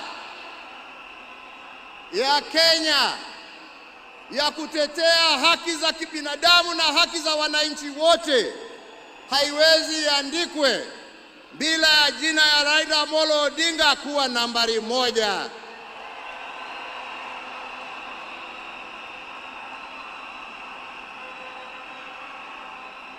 Historia ya ungatuzi na kuhakikisha ya kwamba wananchi kule mashinani wana uwezo ya kujiongoza na kujitawala na kuwa na viongozi ambao wanatekeleza shida za wananchi kule chini haiwezi iandikwe bila ya jina ya Raila Amolo Odinga kuwa nambari 1.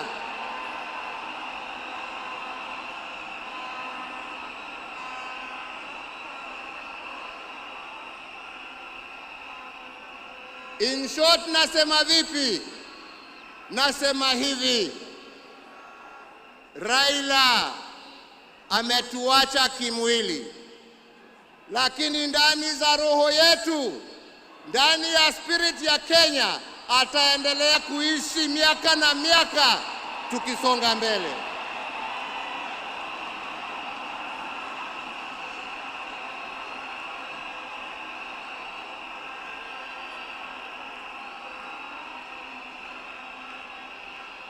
Wenzetu, Raila alipenda amani. Raila alipenda umoja wa taifa letu. Raila alifurahia akiona Wakenya wakiungana, wakishirikiana, wakijenga taifa lao pamoja.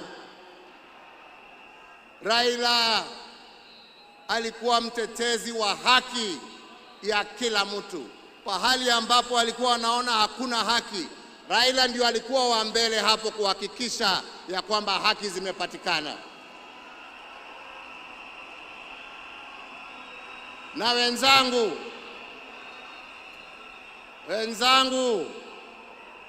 nawaambia hivi, tunawakumbuka wakina mzee Jomo Kenyatta na Jaramogi Odinga kwa kutetea uhuru wa nchi yetu.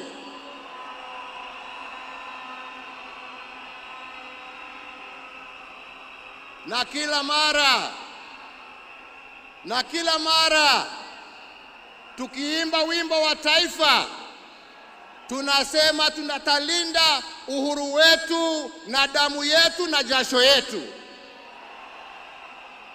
Leo hii tukiwa tunaaga baba yetu Raila Amolo Odinga, nataka pia tujiape ya kwamba hatutakubali kama Wakenya haki za kibinadamu, demokrasia na mambo yale yote ambayo Raila alitetea, hatutakubali arudi nyuma.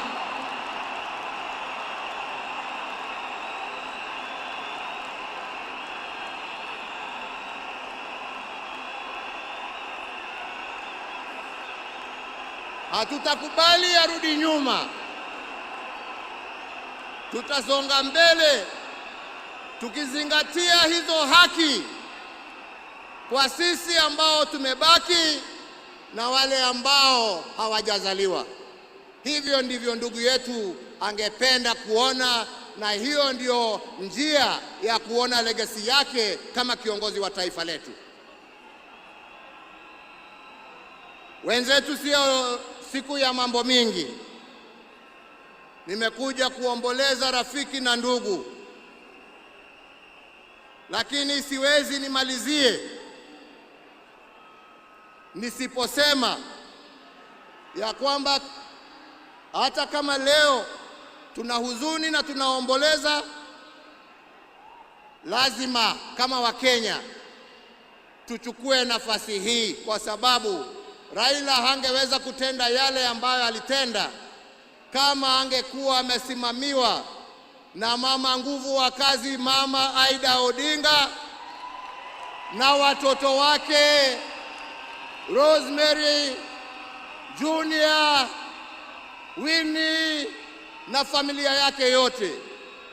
Kwa Wakenya tunawashukuru kwa kutupatia Raila atumikie nchi, na kwa kumuunga mkono ndio awe na nguvu ya kututumikia sisi wote. yangu ni kusema, ndugu yangu, tuende vyema. Wenzangu, kastori kadogo tu, sio kubwa.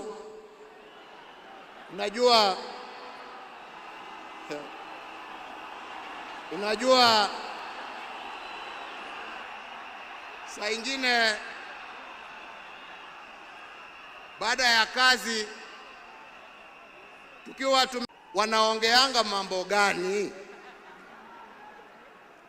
Wanaongeanga mambo gani? Mimi nilikuwa nasema unajua wanaongea siasa kama sisi, wanatuangalia tu na mambo hii yetu ya upuzi hapo. Wanatuchekelea. Anasema, lakini unajua I'm very keen kujua. Sasa ndugu yangu, umeenda mbele yangu. Sasa tayari najua mnajiongeleshana huko. Na sio ati niko na haraka ya kuja kuwafikia, lakini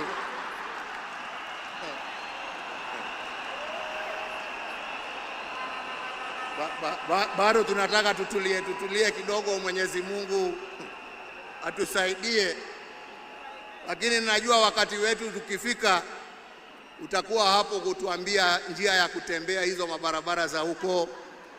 Kwa hivyo ndugu yangu, ni kuombee kwa Mwenyezi Mungu akurehemu, akulaze na amani na wenzako, ukijua ya kwamba twakumbuka wewe na yale ambao umebakisha tutaendelea nayo, na familia yako sasa imekuwa yetu, na tutaendelea kuwalinda na kuwachunga na kusimama pamoja nao kwa wakati wote. Nasema lala salama ndugu. Mungu awabariki familia yako na awafariji na awapatie nguvu, na Mungu aendelee kuibariki Kenya hii yetu, Afrika Mashariki na Afrika kwa jumla. Asanteni sana, Mungu awabariki.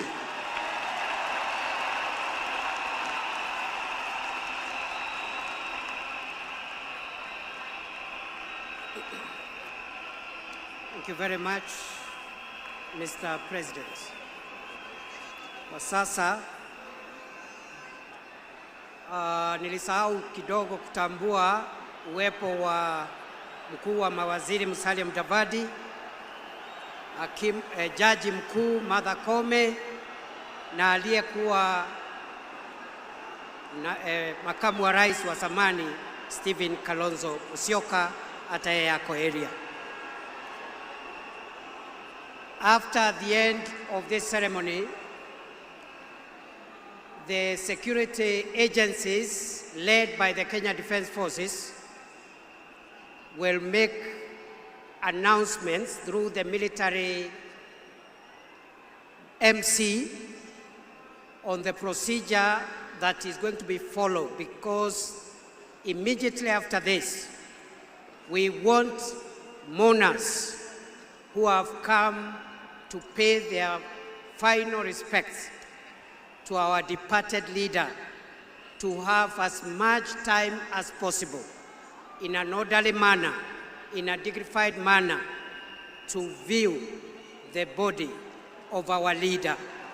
And we want that exercise to begin as soon as possible, but we want to appeal for order, for calm. We have enough time. We are not in a hurry. Everybody who has come here today for that reason will get a chance. As a committee that has been working on this, we want everything to go right. So please, our military, our security agencies will help us coordinate that so that we have security in the stadium as we pay our respects to our departed leader. Before we do that, allow me, ladies and gentlemen, now to invite the President of Kenya, His Excellency William Samoei Ruto, to come and address us. Mr. President, sir.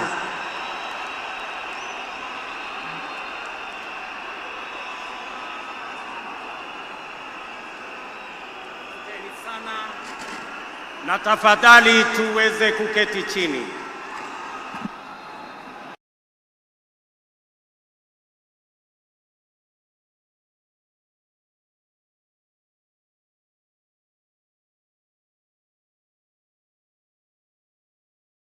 Generation, there comes a leader whose impact transcends their moment, whose courage inspires change, and whose vision shapes destinies. My brother, Raila Amolo Odinga, was one such leader. Across space and time, there are few exceptional persons who, when summoned by the call of history, rise to meet the challenges and opportunities of their time with indomitable vigor, with absolute conviction, and with unwavering valor.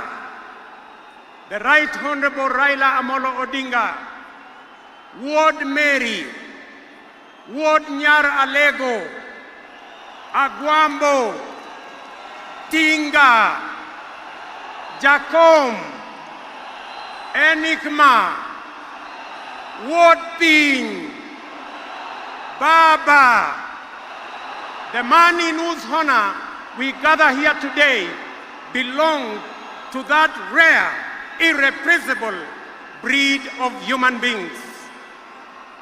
My dear brother Raila Amolo Odinga, as we bid you farewell, we do so with the deepest gratitude as a nation and as a people. We grieve your loss. We celebrate your 80 years of presence and also salute you for the great statesman and patriot that you were. To Mama Ida and your children, Rosemary, Raila Jr., and Winnie, as well as the larger Odinga family, led by our elder brother, Senator Dr. Oburu Odinga, please accept the nation's most heartfelt condolences on this immense loss. Kenya stands with you in this moment of sorrow.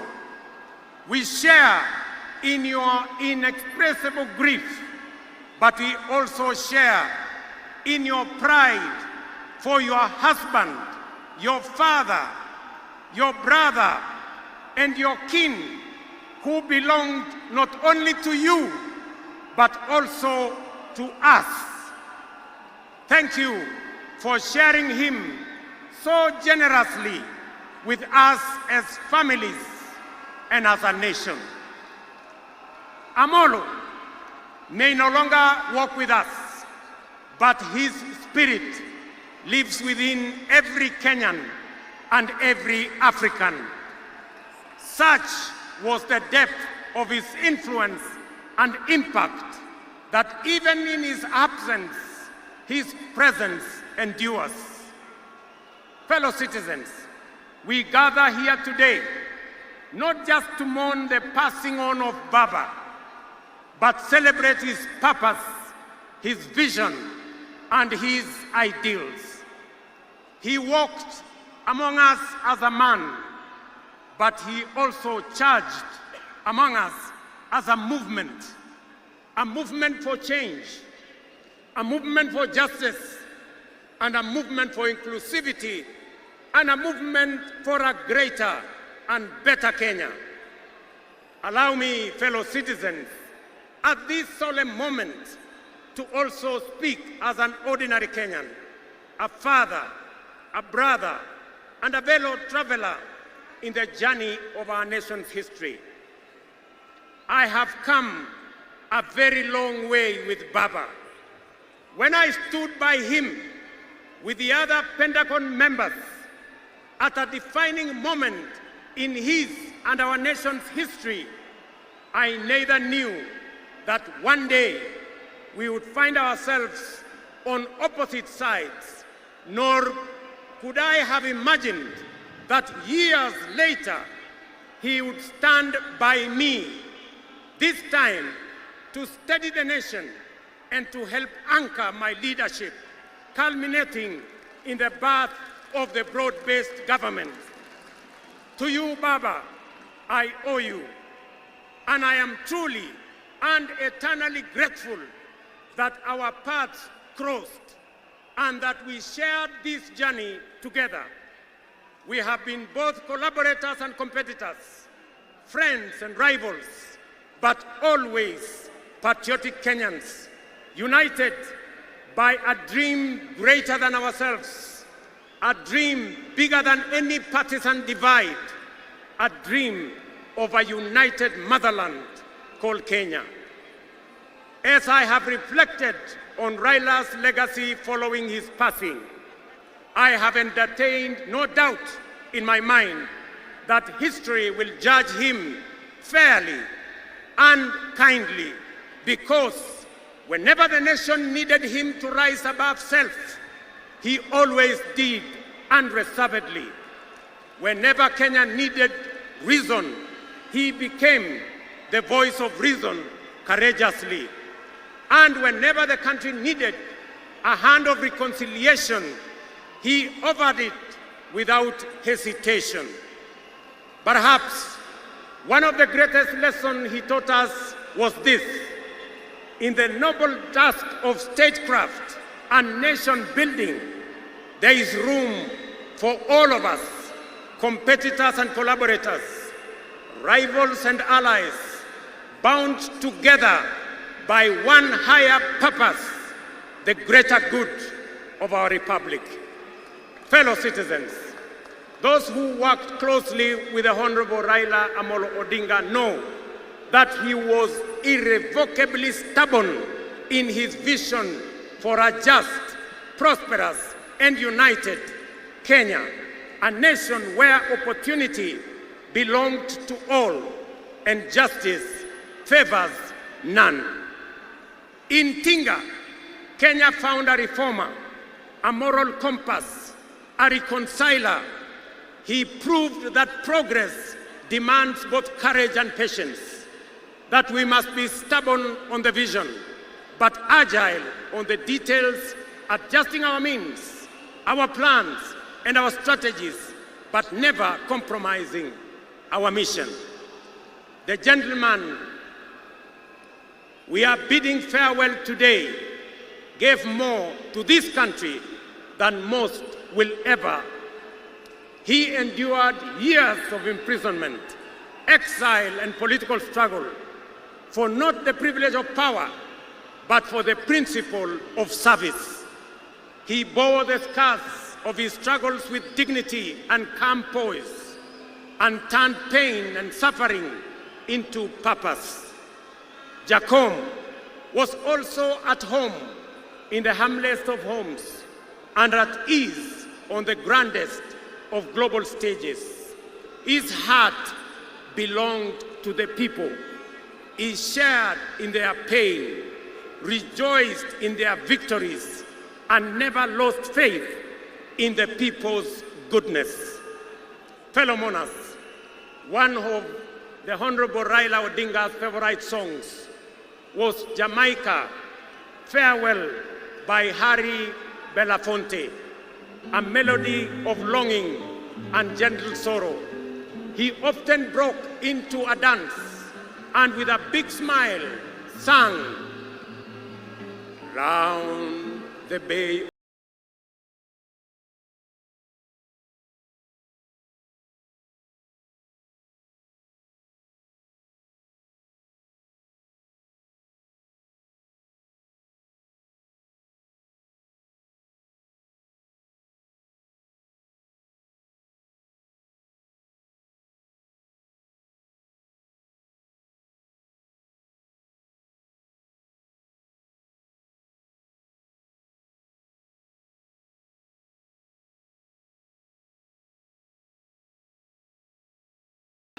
Thank you very much. Today, those words ring with profound meaning, significance, and impact. Our elder statesman, the Honorable Raila, is sailing on a ship, not to Jamaica, but to home beyond. He will not be back with us for many a day. He leaves behind many little girls and boys, not in Kingstown, but here in Nairobi, in Kisumu, in Mandera, in Vihiga, in Mombasa, in Kakamega, in Wajir, and in every village and valley across our land. Baba has finished his race. He has kept the faith. He has served his people and humanity. It is our solemn prayer to the Almighty God that the soil of the land which Honorable Raila so tirelessly served shall embrace him with grace, that the nation he sacrificed for shall eternally cherish his memory, and that the people for whom he fought for shall carry his dream forward. Ladies and gentlemen, fellow citizens, when a man of the stature of Baba, a towering patriot, a relentless reformer, a visionary statesman, and a selfless servant of the people departs from among us, when a mighty bongo tree falls among us, we are left in awe of a life so immense in purpose and impact. And in that quiet moment of both boundless gratitude and unfathomable grief, we are rightly bound to ask, from where shall another like him rise? Ladies and gentlemen, there was and there can only be one Raila Amolo Odinga, a man of great courage, a man that made sacrifices, and a man who had a big heart to forgive even when he was wrong. May the Almighty God comfort his family, and may the soul of the Right Honorable Raila Amolo Odinga rest in eternal peace. Asanteni sana, na Mungu atubariki sisi zote, and God bless our great nation. Thank you very much, and I want to thank all the dignitaries who have come to condole with us. Asanteni sana, tutawaona mbele katika safari ya kumpumzisha huyu shujaa kiongozi wetu Raila Amolo Odinga. Asanteni.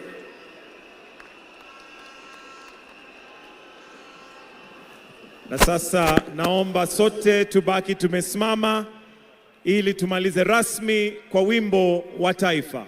Wimbo wa taifa.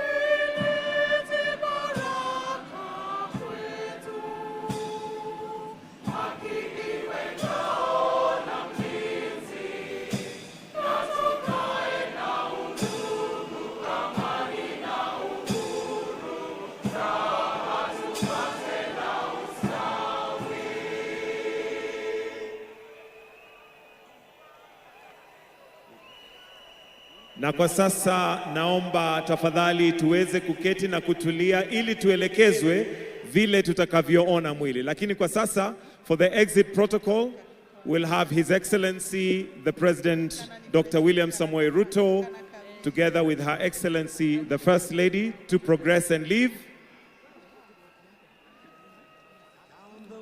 followed by His Excellency Hassan Sheikh Mohamud,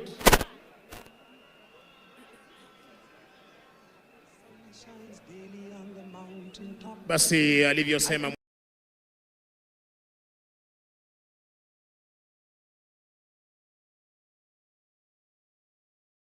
tafadhali tunaomba tuweze kuruhusu familia na itifaki zingine ndiposa tuweze kutazama mwili huu.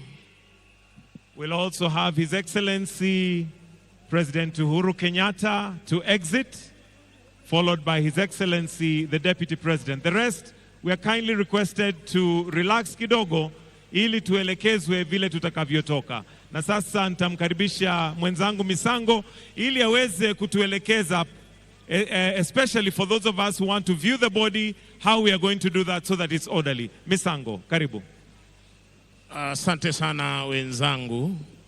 Basi wenzetu wanapojitayarisha, studio ningeomba utupe ule wimbo wa Otio Talingalinga tunaposubiri maafisa wetu kuweza kujitayarisha, tuweze kutazama mwili huu kwa heshima.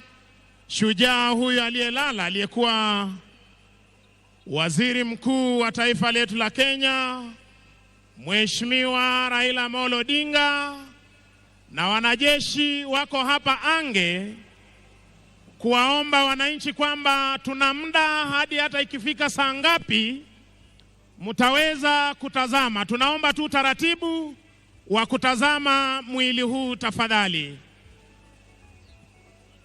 Basi viongozi wetu wa kidini tutaomba muweze kuongoza familia waweze kuondoka ili sherehe zingine zitakazoongozwa na jeshi letu za kutazama mwili ziweze kuendelea.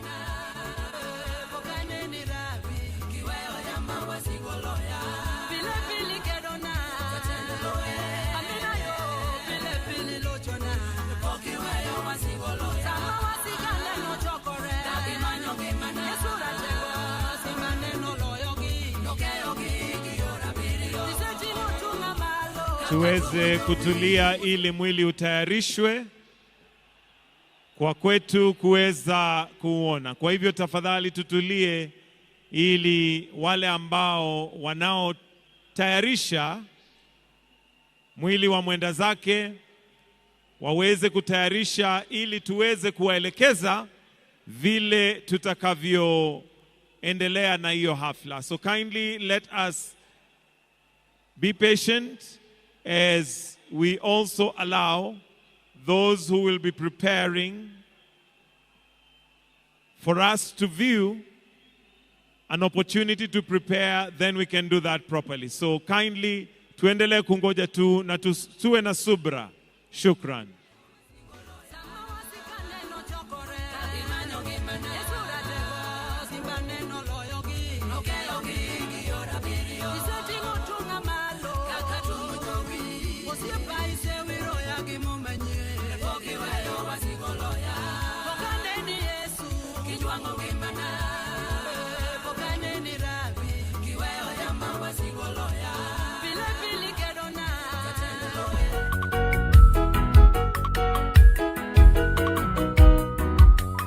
Sitaki kujua ilikuwaje, sitaki kujua ilikuwa vipi, ninalojua nilikuwa kipofu sasa naona.